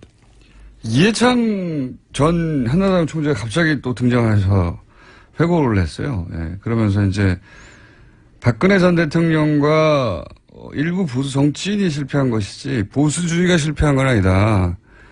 이런 진단도 하고 이런 비판도 했는데 이해찬 전 총재의 정치를 다시 재개하기에는 이제 어렵다고 보긴 합니다. 사실은. 여러모로. 보수주의가 실패한 건 아니다. 이 얘기는 점잖게 얘기를 했지만, 박근혜는 실패했지만 나는 실패하지 않았다. 이런 얘기로 사실은 해석될 수밖에 없고, 왜냐면 한국에 제대로 된 보수주의가 있었느냐. 네. 수구 기득권이 있었지. 그런 걸 보수라고 얘기할 수는 없는 거 아닙니까? 보수는 그래도 나름대로 시대적으로 지켜야 될 만한 가치를, 그런 가치를 조차도 지키려고 하는 것이 이제 보수인데, 이해찬 총재는 사실은 이미 시대가 지나간 거 아니에요. 이게 지금 석기 시대 그렇죠. 인물이잖아요. 예, 3번 출마하셨고 예. 3번 다 실패하셨고. 사실 철기 시대가 돼도 일부 석기를 씁니다. 맷돌이라거나 절구라거나. 그래서 주된 생산 도구가 아니지만은 그래도 흔적이 남아서 쓰는 거거든요. 그래서 지금 시대에 이해창 총재도 있을 수 있는 거죠. 이제 철기 시대의 석기처럼. 그런 것이지 다시 그 석기 시대로 돌아간다거나 그런 건 아닌 거죠. 예. 국민의당에 이제 투표 시작했는데, 이제 마지막 질문입니다. 시간이 다 돼서. 안철수 전 대표 같은 경우는 서울시장 얘기도 나오고, 대표 얘기도 나오고, 막 던지고 있지 않습니까? 네. 만약에, 현재 기준으로 전망은, 그래도 안철수 전 대표가 되지 않겠냐, 이번에 당대표가. 당대표가 되고 나면 서울시장도 나올까요?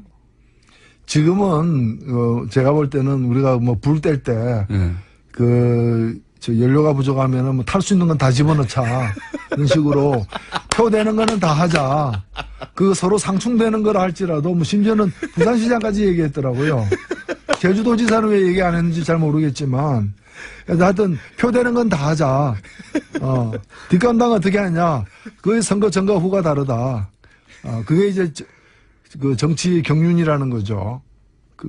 그래서 예. 그렇게 큰 의미 부여할 건 아니라고 봅니다. 그래요? 예. 흘려들으면 됩니까? 예? 당분간은 흘려들으면 됩니까? 예. 일단은 뭐 그리고 선거 전에 투표를 위해서 한 얘기를 너무 또 강하게 기억할 필요도 없지 않느냐. 건강을 위해서. 건강을 위해서. 맷돌. 알겠습니다. 자, 이해찬 전 한나라당 총재님, 네. 석기 시대로 평가받았는데 방송을 들으시면 저희 인터뷰 한번 응해주시면 반론 기회를 저희가 추구해 드리겠습니다. 네, 신석기 유물 같은 거는 꽤 값도 나갑니다.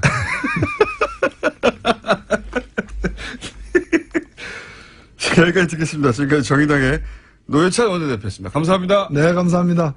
불친절한 AS. 역시 노회찬 대표님이 나오면 문자가 폭발합니다. 네. 관련 문자가 굉장히 많은데 그 중에서도 첼로 연주를 꼭 해달라는 문자 많습니다. 네. 생방송으로 공장장은 고개를 굽고 노회찬은 첼로를 연주하고 이런 문자. 공개방송 얘기를 잠깐 했더니 공개방송 문자도 많네요. 네. 저희가 1주년 전후에서 공개방송을 추진 중입니다. 네. 곧 자세한 내용을 알려드리겠습니다.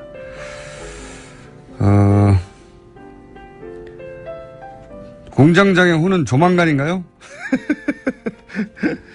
네. 그러면 조만간 말고 순으로 하겠습니다. 순. 교회에 문자가 많이 있습니다만 반복되네요. 첼로. 공개방송. 첼로. 공개방송. 첼로 꼭 한번 들어보죠 뭐. 예. 여기까지 하겠습니다. 시사와 개그를 짬뽕한 거기다가 과거로 양념을 친 시간입니다. 원종우 씨. 근데 오늘은 원종우 씨가 지난 시간에 얘기했었죠. 예. 99년 만에 펼쳐지는 우주쇼를 보기 위해서 미국에 간다고. 지금 현재 미국에 있습니다. 예, 직접 전화 연결해 보겠습니다. 안녕하세요. 안녕하세요. 지금 정확히 어디 계십니까? 여기가요. 캘리포니아 세크라멘토에서 로스앤젤레스 가는 길목의 광활한 아몬드 밭입니다. 아몬드밭. 네. 아몬드에 대해서 얘기 드리자면요. 아몬드 나무란 건 원래 없고요. 복숭아와 살구를 접붙인 거라고 방금 들었어요. 아몬드라는 게? 어허. 네. 모르셨죠? 알고 싶지 않고요. 근데 그거는. 네, 알겠습니다. 그럼 현재 그러면 밭에 서 계신 겁니까?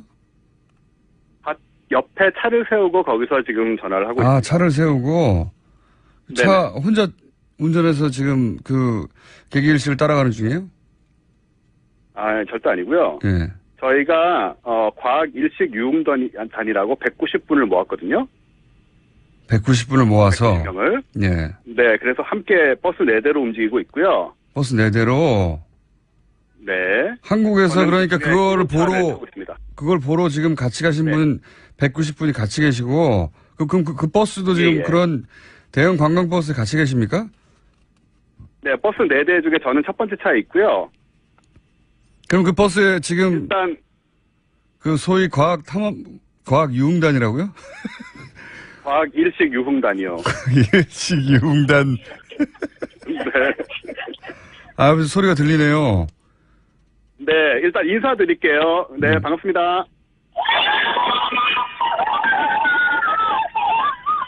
네. 네. 몹쓸 분들이네. 조용히. 분들이래요. 그분들이 다 함께 지금 버스를 타고 190여 분이 한국에서 개기일식을 보러 원종우 씨하고 같이 갔군요. 네. 그렇습니다. 부럽네요. 그럼 네, 개기일식이 너무 좋아요. 너무 편하고 즐거운 여행이에요. 이미 개기일식이 시작됐잖아요. 개기일식은 어저께 했고요. 네.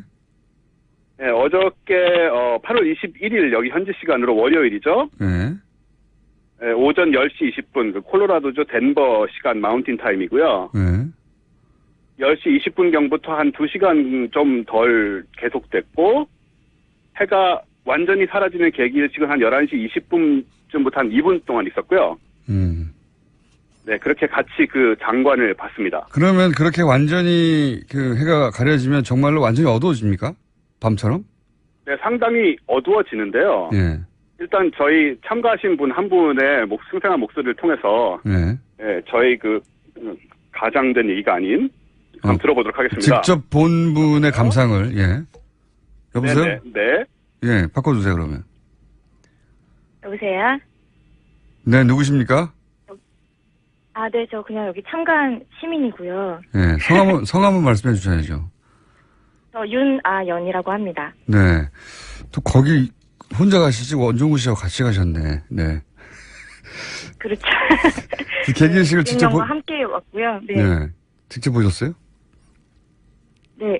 보니까 다 예상하시겠지만 정말 신기했고요. 신기한 이유가 약간 너무 낯설어가지고 네. 예상했던 거와도 너무 다르게 진기한 풍경이 펼쳐지니까 네. 보고 있는데도 믿기지 않은 느낌이 좀 들었던 것 같아요. 해를, 그러니까 다리 가리고 가렸다가 다시 해를 다시 보여주는 장면이 네. 천천히 슬로비드처럼 이게 눈에 보이는 거죠? 네, 맞아요. 그래서 동그랗던 해가 사과 이렇게 베어문 것처럼 조금씩 사라지다가 딱 한순간 갑자기 해가 완전히 사라지거든요. 근데 그 장면을 되게 많이 보잖아요, 이미지로. 그쵸, 근데 사진으로. 막상 그 장면을 실제로 보니까 네. 진짜 온몸에 이렇게 소름이 돋으면서 자연스럽게 나오는 와 하는 그 탄성이 나오는 것 같아요. 너무 좋았어요. 와 하다가 2분이 다 끝나갔어요. 정말로 어두워집니까? 얼마나 어두워집니까? 어두워지는 거는 원래 정말 밤하늘을 생각을 했었는데 그 정도는 아니었고요. 한 네. 초저녁 정도 느낌? 전혀요. 전체가 어둑어둑해지고 날이 선선해지고 기온이 이렇게 내려가는 걸 느낄 수가 있었어요. 본인은 와 했는데 제가 듣기로는 그걸 보고 이제 눈물을 흘린 분도 있고 그랬다고 하더라고요. 다른 분들은 어떻게 그거 받아들이던가요? 제가 보기에 200명 중에 눈물을 흘린 분은 없었고요. 다 같이 있었대요, 지금. 네. 아, 있었대요? 옆에서 제보 들어왔습니다. 네. 왜 눈물을 흘렸답니까? 그거 제가 궁금해요. 그분의 입장은 제가 잘 모르겠지만, 네. 제가 느꼈을 때 이게 약간. 그분은 같이 있지 않으신가요, 지금? 바꿔드리겠습니다. 네. 근데 제가 느낄 때는, 네. 이렇게 머릿속으로만 그렸던 거를 실제로 봤을 때의 느낌은, 그냥 단순히 신기하다를 넘어선 약간의 경외감? 이런 게 느껴졌던 것 같아요. 자연에 대해서 압도당하는 느낌을 받다 보니까 몸에 소름도 많이 돋고, 눈물도 아마 그래서 나지 않았을까. 원종 씨보다 훨씬 말씀을 잘하시는데. 하시네요. 네. 네. 바꿔드려야 될 것 같아요. 원종 씨도 계속 쳐다보고 계시는데요. 네. 바꿔드리겠습니다. 네, 총수님 역시 그 여성분하고 통화를 하시니까 이렇게 놓질 않으시는군요. 그리고 훨씬 더 말도 잘하시고, 예. 훨씬 더 말을 잘하신다고요? 네. 자, 네. 이게 이제 과학을 진행해보죠, 과학을. 이 네. 개기일식이, 얼마 동안 지속되는 겁니까? 이제 다 끝난 거예요? 개기식 자체는 2분밖에 안 하고요. 제 말은 미국 14개 중간을. 네, 끝났습니다. 다 끝났어요, 이제? 미국을 다 걸쳐서 다 지나가 버렸습니까, 이젠? 그것 자체도 거기서 한 몇 시간밖에 안 이어진 거죠. 사실 해가 통과하는 시간 동안만 된 거니까. 그렇지만 미국의 14개 주에 4,200km를 통과를 했어요. 4,200km를. 네, 그러니까 이게 차이라면 보통은 이제 바다가 많잖아요, 지구상에. 네. 그래서 이제 바다나 정글이나 이런 오지를 많이 지나가는데 인구 밀도가 높은 미국 대륙을 가로지르니까 관측 환경이 굉장히 좋았던 거죠. 운이 좋은 거고 이게 거의 100년 만에 처음 온 기회라면서요, 미국에서도. 예, 미국에서도 99년 만에 왔다고 하고요. 그래서 미국 전역에서 일찍 라인으로 모여서 어떤 곳에서는 몇십만 명이 모인 곳도 있다고 하는데 저희가 간 곳은 사람이 많이 오지 않아서 저희가 거의 독점적으로 굉장히 잘 봤습니다. 이게 이제 그렇게 이상현상이 일어나면 예전에 네. 그런 얘기 들은 적이 있거든요. 무슨 새가 어떻게 이상한 행동을 한다든가 곤충이 이상하게 움직인다든가 그런 네. 이상현상이 포착된 건 없어요? 자연의 이상현상이? 개기일식 자체가 네, 개기일식이 있으면 보통 그런 일들이 있다고 하고요. 이번에도 조류하고 곤충류의 행동도 있었대요. 근데 이게 이제 밤이 오는 걸로 생각을 하는 거죠, 갑자기. 그냥 밤이 오는 정도로 생각하는 거다? 다른 그렇죠. 갑자기 어두워지니까 동물들이 이런 일식 같은 흔하지 않은 천체 현상에 대비해서 진화하진 않았잖아요. 그렇겠죠. 그러니까 어두워지면 밤이 되는 줄 알고 이제 황급히 집을 찾아 돌아간다거나 이런 현상들은 거의 매번 벌어집니다. 개기식 때는. 그건 뭐 그렇게 이상한 현상은 아니네요. 어두워져서 가는 건 뭐 어쩌겠어요. 네, 그래서 보고 있으면 나름 신기하죠. 박쥐도 나오는 경우도 있다고 그런 것 같아요. 그거 말고 혹시 이 개기일식의 순간에 네. 특별히 측정할 수 있거나 특별히 알아낼 수 있는 과학적인 진실, 뭐 과학적인 팩트는 없어요? 네, 꽤 있는데 일단은 원래 그 아인슈타인이 일반 상대성 이론을 이걸로 검증을 한 걸로 유명하거든요. 빛이 휘는 거. 예. 네, 빛이 휘는 거를 이제 네. 태양이 있을 때는 보일 때는 빛이 뒤에 있는 별을 우리가 볼 수가 없잖아요. 태양빛 그렇죠. 때문에. 예. 예, 그래서 볼 수 없지만은 일식 때문에 가려지게 되면 태양은 있는데 태양 빛만 막힌 거니까 예. 뒤에 별들이 보이고 그걸 측정을 할 수가 있어요. 위치를. 그러니까 이제 그거가 입증하는 바는 분명히 태양에 가려서 안 보여야 하는 별인데 빛이 휘어서 태양이 가려진 그렇죠. 태양 뒤쪽에 가려진 별도 볼 수 있다. 그걸 통해서 이제 태양의 중력 때문에 빛이 휘어서 우리한테 보이는 거라고 네. 그렇게 이해하면 된다고 이제 예언을 하셨죠. 예언을 아인슈타인이.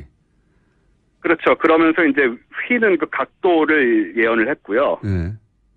근데 실제 그래서 이번에 1919년에 네. 1919년에 이거를 관측을 해가지고 실제로 휘는 점을 찾아서 이제 그걸 대비를 해서 이게 맞다는 걸 증명을 했던 거죠. 그런데 이번에도 그거가 관측이 됐다. 예, 저희는 저희 나름대로 관측을 해가지고 그걸 또 한번 값을 내볼 생각이고요. 네. 그 외에도 이건 사실 오래전에 관측된 거고 태양에 보면 주변에 코로나라고 이렇게 밝은 불빛이 있어요. 네. 그거를 이제 이럴 때가 아니면 잘 볼 수가 없기 때문에 그걸 관측할 수 있는 그 천문학계에 굉장히 좋은 기회이기도 하고. 늑대 인간 같은 거 안 나타났어요? 그 정도 돼야지 뭐 특이현상이지. 늑대 인간이요? 네.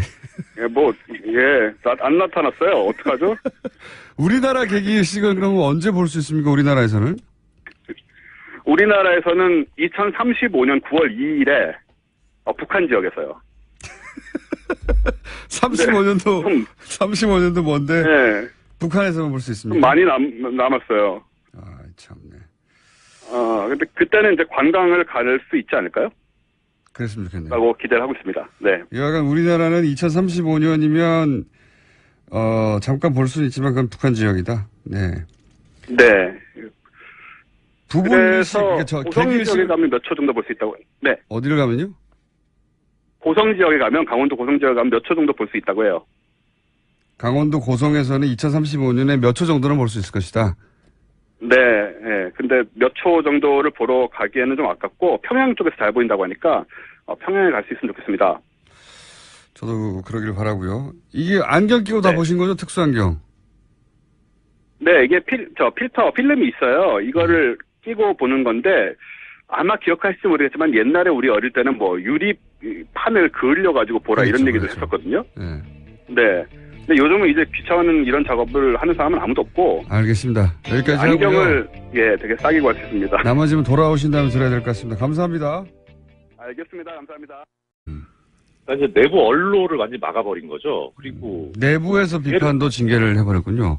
그렇죠. 이게 유례가 없는 일이고요. 징계 형평성에서도 징계 대상도 아니지만 뭐 예컨대 얼마 전에 뭐 여검사 성추행했다는 분 있습니다. 네네. 그분이 정직 1개월 받았거든요.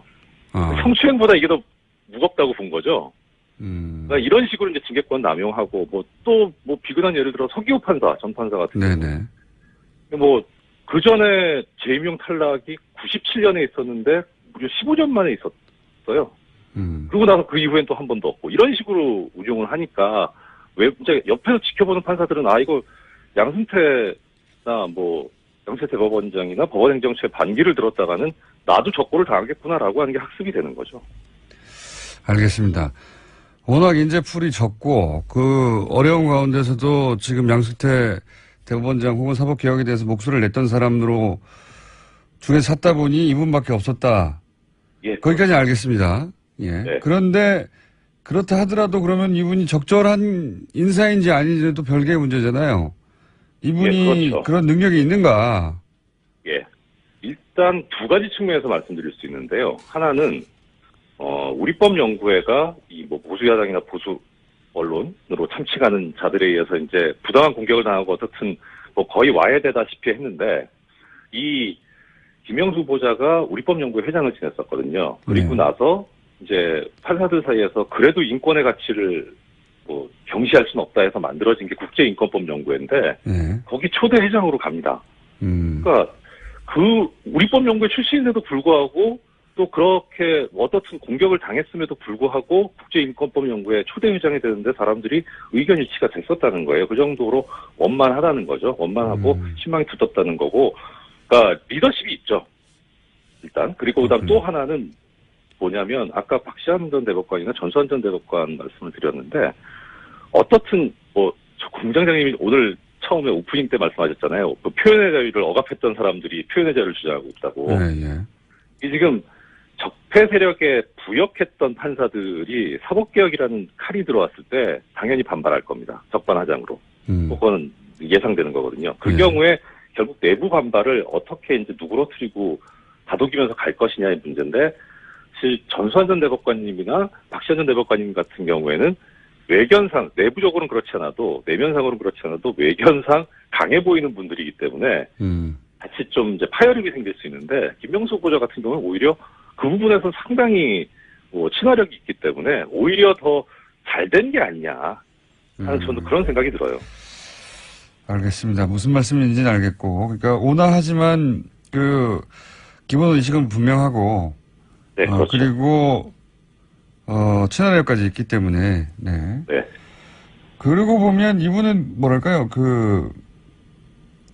법원도 직장인지라 진급에 대한 압박이나 생각이 없을 수가 없는데, 이분은 거기에 대해서 그렇게 큰 욕심이 없는 분이었나 봅니다.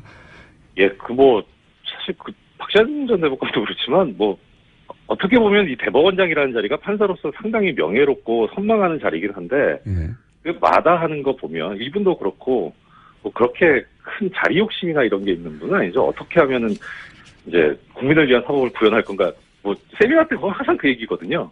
그래서 이제, 끝나고 뒤풀이하면 대법관 되셔야죠, 대법원장 되셔야죠, 농담으로 이제 술자리에서 얘기해도, 그런 얘기 하지 말라고. 그래서 항상 우리가 고민해야 되는 건 그런 거다, 이런 얘기를 많이 하셨었어요.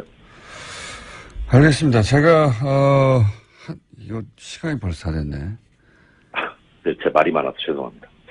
오늘은 그러면 여기까지 하고요. 제가 이제 추가로 여쭤보려고 했던 사안은 뭐냐면, 최근에 사법개혁 관련해가지고, 영장 전담 판사가 거쳐가는 엘리트 코스, 이것만 엘리트 코스의 전부는 아니겠지만, 최근에 영장 판사들이 내린 기각 결정이 이해가 안 간다는 사람들이 많아서, 이 엘리트 코스를 없앤다는 얘기도 있고, 또 최근에 영장, 기각 사례들 중에 이상하다는 사안들이 좀 있어서 제가 그걸 여쭤보려고 했는데, 요거는 저희가 이번 주 내로 짧게 시간 한 번 더 마련하겠습니다. 미니로 아침에. 길게 마련해 주세요.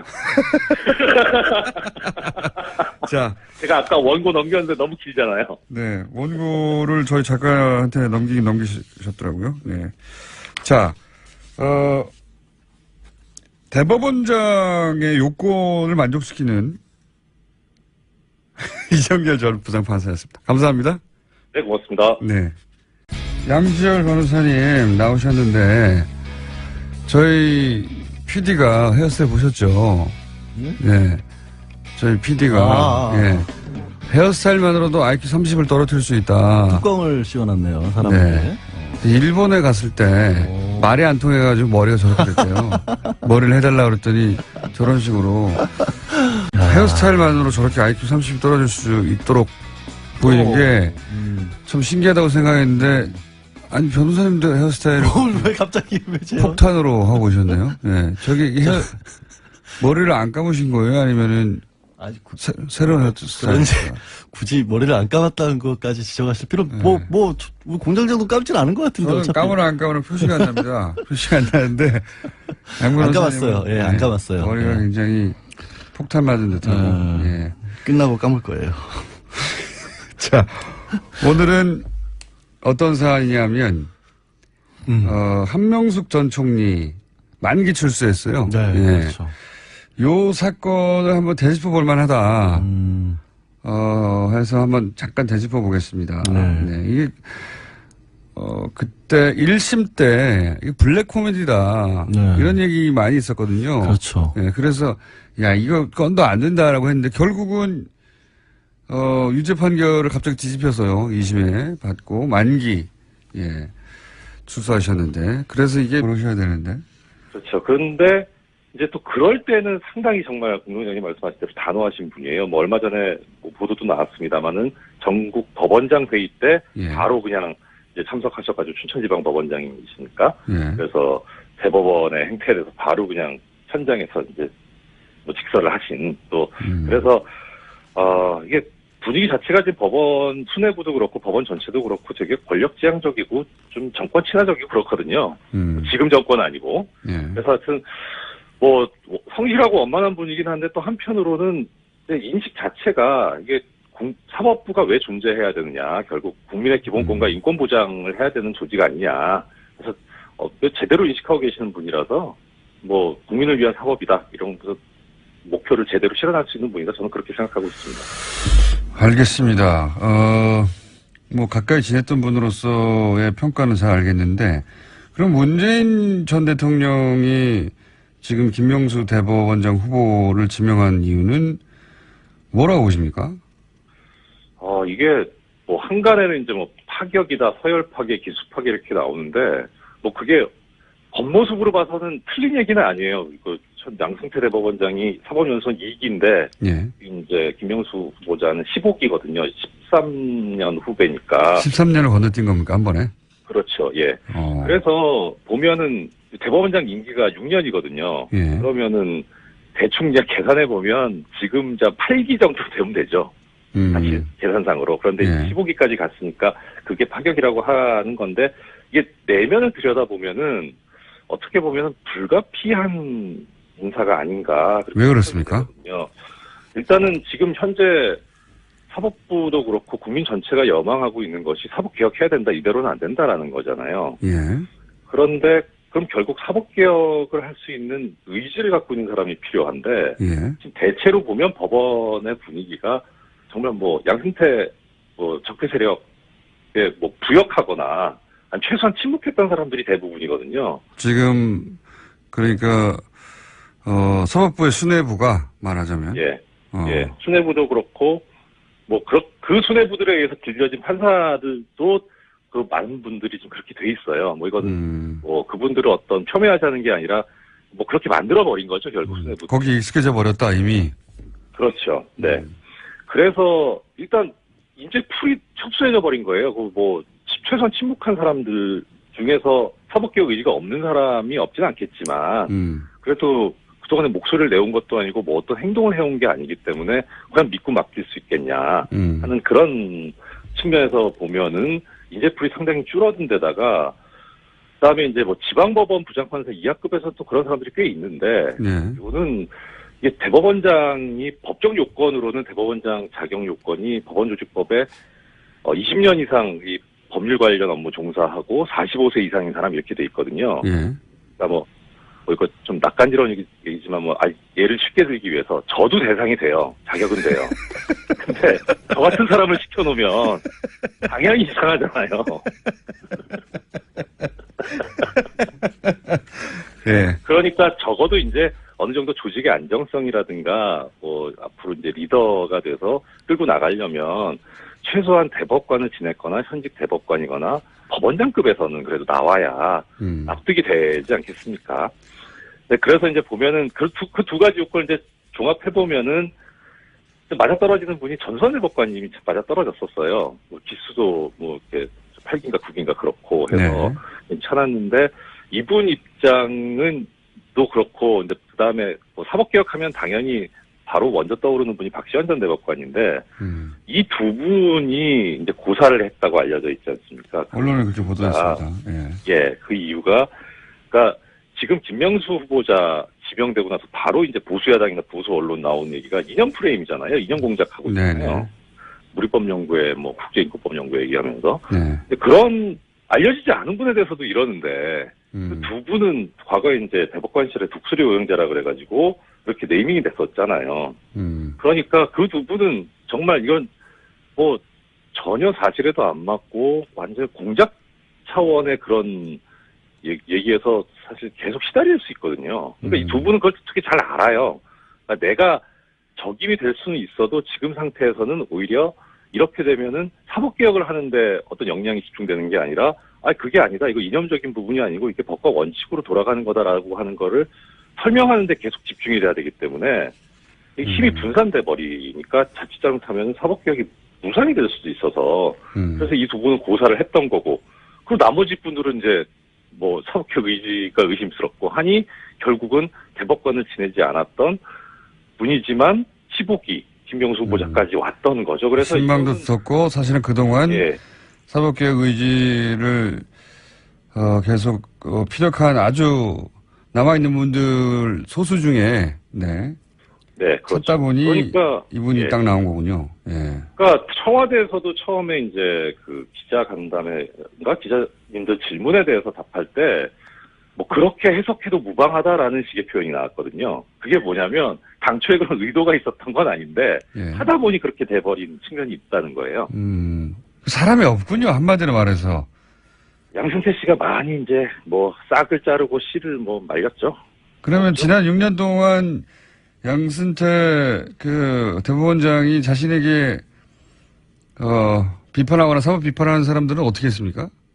뭐 예컨대 예를 들면 김동진 부장판사 같은 경우에 이제 그 어떤 분이냐면 그 원세훈 전 국정원장 1심 판결이 이제 그때 그 뭐 대부분이 무죄로 나왔었잖아요. 네네. 당시 그 재판을 담당했던 재판장이 고등법원 부장판사 승진을 앞두고 있었어요. 그래서 이제 김동진 부장판사가 내부 게시판에다가 이거 지록위반의 판결이다. 고등부장 승진이 그렇게 중요하냐 뭐 이렇게 올렸죠. 그래서 정직 3개월 징계받았었습니다.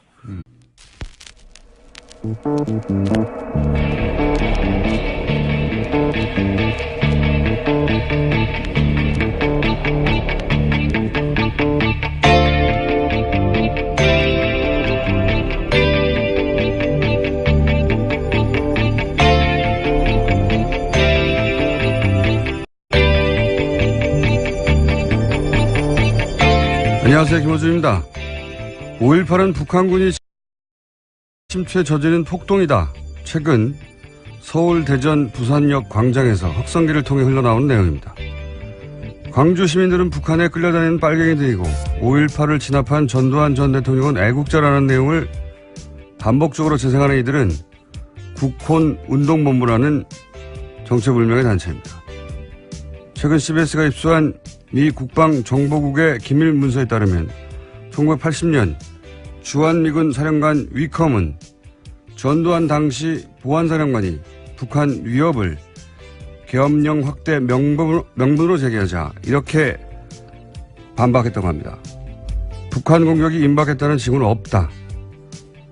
위컴은 또한 전두환의 북한 위협 운운은 자신이 청와대에 입성을 하기 위한 핑계에 불과하다고 본국에 보고합니다. 같은 날 미 국무부는 북한의 특이 동향이나 공격이 임박했다는 어떠한 움직임도 포착되지 않았다고 성명까지 냈습니다. 그런데 이명박 박근혜 정권을 거치며 이런 주장을 하는 사람들이 다시 등장을 했죠. 이런 반역사적 주장을 하는 사람들을 제재하는 법안은 표현의 자유를 억압한다며 법사위를 통과하지 못하고 있습니다. 속아 웃을 일이죠. 표현의 자유를 위해 법안을 반대하는 세력이 바로 이 땅의 표현의 자유를 그동안 억압해왔던 당사자들입니다. 그래왔던 자들이 다른 이들의 희생으로 어렵게 확대해온 표현의 자유라는 가치를 들먹이면서 역사를 왜곡하고 피해자를 모욕하는 이런 주장을 계속하려는 속셈은 두고 볼 수가 없을 정도로 오렴치한 거죠. 5.18 역사 왜곡은 반드시 처벌해야 합니다. 김호준 생각이었습니다.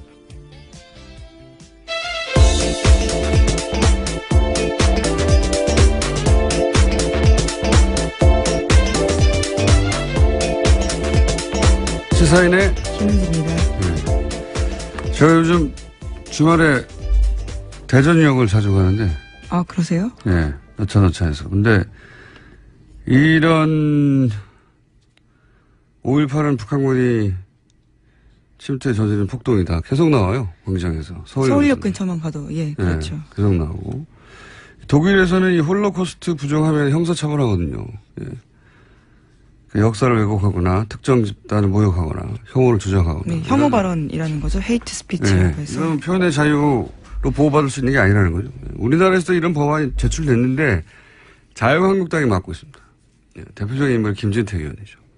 김진태 의원이 뭐라고 그랬냐면 5.18이 역사적으로 공고화되지 못해서 법으로라도 공고화하려는 의도 아니냐. 이게 무슨 말이냐면 5.18의 성격이 역사적으로 확립되지 않았다는 거죠. 예. 그러니까 북한 개입 주장도 검토해봐야 하는 거 아니냐. 그렇게 확립이 안 되다 보니까 법을 만들어서 확립시키려고 억지를 부리는 거 아니냐. 이런 주장이에요. 예. 이런 말을 하면 유럽에서는 그 자체로 형사처벌이 됩니다. 이 공개적 주장이 늘어나기 시작한 게 제가 알기로는 지만원 씨가 그 5.18 북한 개입설을 주장한 적이 있잖아요. 그런데 그게 이제 이명박 정권 말기에 그런 주장을 했거든요. 근데 박근혜 정권 시절에 무죄가 선고됐어요. 저는 근데 이 무죄 선고 이유가 굉장히 말이 안 된다고 생각하는 게 5.18을 거론했을 뿐이지 특정인을 거명하지 않았기 때문에 명예훼손 피해자들을 특정할 수 없어서 안 됐다고 무죄를 판결했거든요. 그리고 또 지만원 씨가 5.18을 개인적으로 재평가한다고 해서 이미 확립된 5.18 위상이 달라지겠냐. 그러면서 대법원이 무죄 확정을 했어요. 근데 저는 이게 말이 안 된다고 생각하는 게 5.18이라는 게 상징이고 역사고 기억이잖아요. 근데 그 고통받는 사람 하나하나 이름을 특정하지 않았다고 해서 면제가 되나요, 이게? 그 홀로코스트 뭐 이게 수백만 죽었다고 하는데 수백만 명 이름을 거론하지 않고 홀로코스트는 가짜다. 그러면 문제가 안 됩니까? 저는 이 논리가 이해가 안 되는데. 그리고 어차피 확립된 5.18 위상이라서 다르게 평가해봐야 바뀌지 않는다. 이렇게 해버리니까 법적 면죄부를 받았다고 생각하는 거예요. 예. 어차피 확립되어 있기 때문에 다른 소리를 떠들어도 된다는 얘기거든요. 그래서 이런 정체모를 단체가 튀어나오는 근거가 된 겁니다. 그 판결이 실제로. 사법부가 시대를 이끌어가지 못해 되돌리지는 말아야 되는 거 아닌가요? 저는 말이 안 되는 판결이라고 생각하는데. 여기까지 하겠습니다. 네. 갑자기 열받아가지고. 예. 계속 나와요, 계속. 갈 네, 때마다. 그렇죠. 예. 계속 나오고 그 앞에 듣고 있는 사람은 없지만 계속 광장에서 이걸 떠들거든요. 아무도 제재할 수가 없어요. 네, 조직적으로 가짜뉴스를 퍼뜨리고 있는 상황인 거죠. 첫 번째 뉴스는요? 네, 을지 프리덤 가디언 연습 중입니다. 이를 참관하기 위해서 한국을 방문한 미군의 핵심 수뇌부가 어제 합동 기자회견을 열었습니다. 북한의 도발을 억제하기 위해서 최대한 전력을 제공하겠다면서도 외교적 해법을 통한 북핵 해결의 필요성을 강조한 건데요. 해리 해리스 미군 태평양 사령관은 북한 도발 억제를 위해서 외교적 수단이 우선돼야 한다면서도 강력한 군사력을 뒷받침하겠다라고 말했습니다. 매우 당연한 이야기를 기자회견까지 했네요. 네, 아마도 이제 한 2주 전쯤에, 한 3주 전부터, 예, 전쟁설, 8월 위기설 이렇게 워낙 많았다 보니까 우리가 불안해 할까봐 이런 당연한 말을 하는 기자회견을 따로 했나 봅니다. 네. 별로 기업 단독의 재판이 아니라, 예, 다 관련이 있는 거잖아요. 결국 대통령이 탄핵되는 사건에 골자가 되는 게, 이재용 삼성 부회장이 연루된 뇌물수수와 관련된 굉장히 중요한 사안인데, 예. 이 결심 공판을 얼마나 궁금해 하겠습니까, 사람들이. 네, 선고가 이제 있으니까요. 자, 다음 뉴스는요. 아직도 근데 결정이 안 됐다고 합니다, 성중에는. 다음 뉴스는요. 네, 정부가 그동안 6개를 대상으로 한 정부의 살충제 검사에서 피프로닐, 그러니까 이번에 문제가 되고 있는 성분이 누락됐다라는 한국일보 보도가 있습니다. 김영건 더불어민주당 의원실이 확보한 문건에 따른 내용인데요. 지난 5년 동안 닭고기 살충제 성분 검사 실적에 보면요. 피프로닐 성분을 검사하지 않았다라고 합니다. 5년간. 네. 그렇죠. 2013년부터 2017년 2분기까지라고 합니다. 그동안 쌓여있던 게 이제 막 터지는 거죠. 예. 그래서 아마 새로운 식약처장은 그게 억울한 면이 있나 보긴 한데요. 그래서 그 식약처장이 스스로 억울해하면서 이 보이는 태도 때문에 그것 때문에 또 말이 많죠. 그건 그거고 식약처장으로서의 태도는 또 별개의 문제죠. 예. 네, 어제 국회 출석해서 그 부분이 문제가 됐었는데요. 이낙연 국무총리가 17일에 국정현안 점검조정회의에서 자신을 질책한 것을 두고 총리가 짜증냈다라고 이야기해서요. 여야 의원들의 질타를 받았습니다. 질타 받을만 합니다. 예. 질책과 짜증은 다른 것인데 짜증이라고 받아들인 거죠. 본인이 억울한 건 억울한 거고 공적 지위에서의 태도는 별개의 문제죠. 그건 별개의 문제인데 자유한국당이 이 사안을 가지고 계속 공격하는 것은 그래서 좀 웃깁니다. 예. 자기들이 집권하고 있을 때 한 번도 검사를 안 했다는 거 아닙니까? 예. 그게 한 번에 터지고 있는 중입니다. 이 기회에 전 어디 얘기했듯이 윤리적 소비 굉장히 생소한 많이는 들어봤는데 실제로 우리 피부에 와닿진 않아요. 잘. 물론 그걸 실천하시는 분들도 있죠. 네, 그렇죠. 저는 조만간 윤리적 소비라는 게 뭔지 그게 우리 일상에서 좀 귀찮잖아요. 그런 게. 고기 소비를 조금 줄이시는 것도 일종의. 그게 진짜 어려워요. 윤리적으로 생산되고 도축된 예. 고기만을 찾아다니는 것으로 그러면 입장을 정하든가 해야 되는데 알아보겠습니다. 한번 저희가 그게 뭔지. 네. 예. 이게 사실은 그런 근본적인 육류 소비에 대한 혹은 대량 생산, 대량 소비에 대한 입장을 바꾸지 않으면 이게 전 세계적인 현상이에요, 사실. 살충제. 그렇죠. 일종의 역습이죠. 예. 살충제 달걀이 우리에만 있는 게 아니라 이게 이제 단가를 떨어뜨리려고 보다 보니까 한 군데 모아놓고 키울 수밖에 없잖아요. 한 군데 모아놓고 키우니까 닭이 한 마리라도 잘못되면 모든 닭이 다, 전염되니까 이런 식의 약물을 계속 친단 말이죠. 예. 그래서 유럽도 마찬가지고 전 세계에서 이런 일이 유사하게 벌어지고 있습니다. 예. 그래서 그러면 근본적으로 이게 정부를 믿으면 해결되는 일이냐, 정부가 잘하면 없어질 일이냐, 그거 아닌 것 같거든요. 하여 어떻게 해야 되는지 한번 생각해 보기로 하겠습니다. 조만간 시간을 마련해서. 자, 제목 정도 하나 더 할 수 있을 것 같습니다. 네, 한명숙 국무총리가요 오늘 새벽 석방됐습니다. 만기 출소한 겁니다. 이분도 하실 말이 참 많으실 겁니다. 이 한명숙 전 총리 만기 출소 70대 중반이에요, 나이도. 만기 출소 한 사안에 대해서는 저희가 양박사라고 있습니다. 양박사. 예. 저기 잠시 후에 양지열 변호사 모시고 다뤄보기로 하겠습니다. 여기까지 하겠습니다. 시사인의 김은지였습니다. 감사합니다.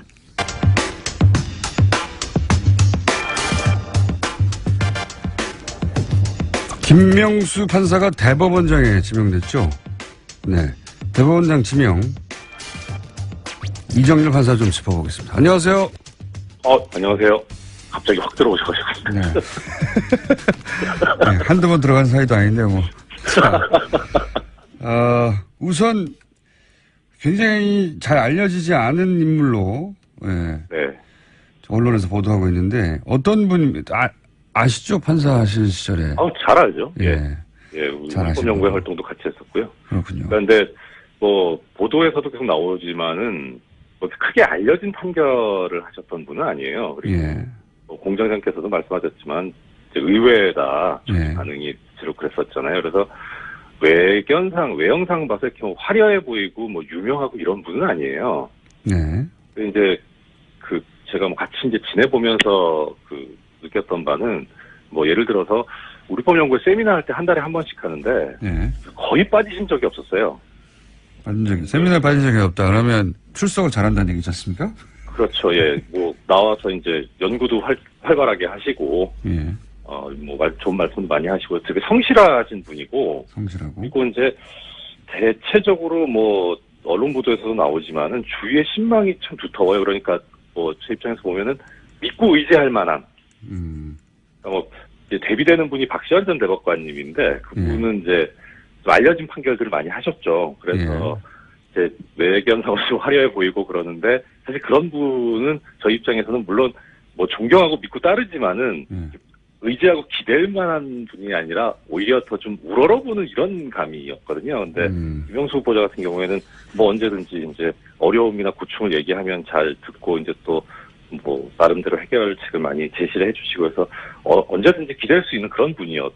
그래서 상당히 신망이 두텁다는 게 뭐 틀린 말은 아닙니다. 그런데 이게 원만한 분이긴 한데 뭐 그렇다 그래서 그냥 원만하면 안 되는 지가 아닙니까 거기가? 그렇죠. 지금 시점에서는 좀 단호하고 그럴 내용은 없네요. 당연한 이야기를 했기 때문에. 어쨌든 외교가 중요하다. 하지만 강력한 군사력을 뒷받침하겠다. 북한한테 보내는 메시지이기도 할 텐데요. 네. 뭐 이때까지 수십 년간 했던 얘기입니다. 네. 자, 다음 뉴스는요. 네, 검찰이 이명박 정부 시절 국가정보원의 사이버 외곽팀에 대한 본격적인 수사에 착수했습니다. 관련자들을 출국 금지하고 계좌 추적을 병행하는 등 강제 수사에 들어간 건데요. 서울중앙지검은 어제 국정원 수사 의뢰와 관련한 사건을 공공형사수사부에 배당하고 수사 착수했다라고 밝혔습니다. 수사팀 검사는 타 검찰청 파견까지 포함해서요. 모두 10명 정도 됩니다. 기존의 대형 사건 특별수사팀에 준하는 규모인데 2013년 원세훈 전 국정원장 사건 수사에 참여했던 검사들이 대거 투입됩니다. 이제 30명 물론 출발이긴 한데 여기가 그 위에 이 외곽의 팀장들 위에 누가 있는지 국정원 내부에 누가 어떤 지휘계통으로 이런 명령을 내렸는지 이렇게 거슬러 올라가야 되죠. 네, 그래서 30명뿐만이 아니고요. 일부 전현직 국정원 관계자도 출국 금지 조치했다라고 알려져 있습니다. 정부가 범죄 집단이었던 거예요. 알고 봤더니. 자, 이제 그런 수사 본격적으로 시작된다는 얘기고요. 다음 뉴스는요. 또 2012년 대선 당시에 동화 작가 송명훈 씨가 문재인 민주통합당 후보를 비방하는 사파 제작했다라는 폭로한 거 알려드린 바 있는데요. 관련된 소식입니다. 당시 송 씨에게 이를 알선한 업체가 새누리당 지역당 경선 홍보에도 관여한 적 있는 선거홍보 전문 기업이라는 경향신문 보도가 나왔습니다. 그러니까 2012년 10월쯤에요. 동화작가 송 씨에게 문재인 후보 비방하는 내용의 시사 만화에 말풍선 다는 내용을 소개해 준 곳이요. 그러니까 2011년 9월 달에 새누리당 전신인 한나라당 인천시당 경선 당시 홍보에 참여한 바가 있다고 합니다. 그러니까 이 기사의 핵심은 그러니까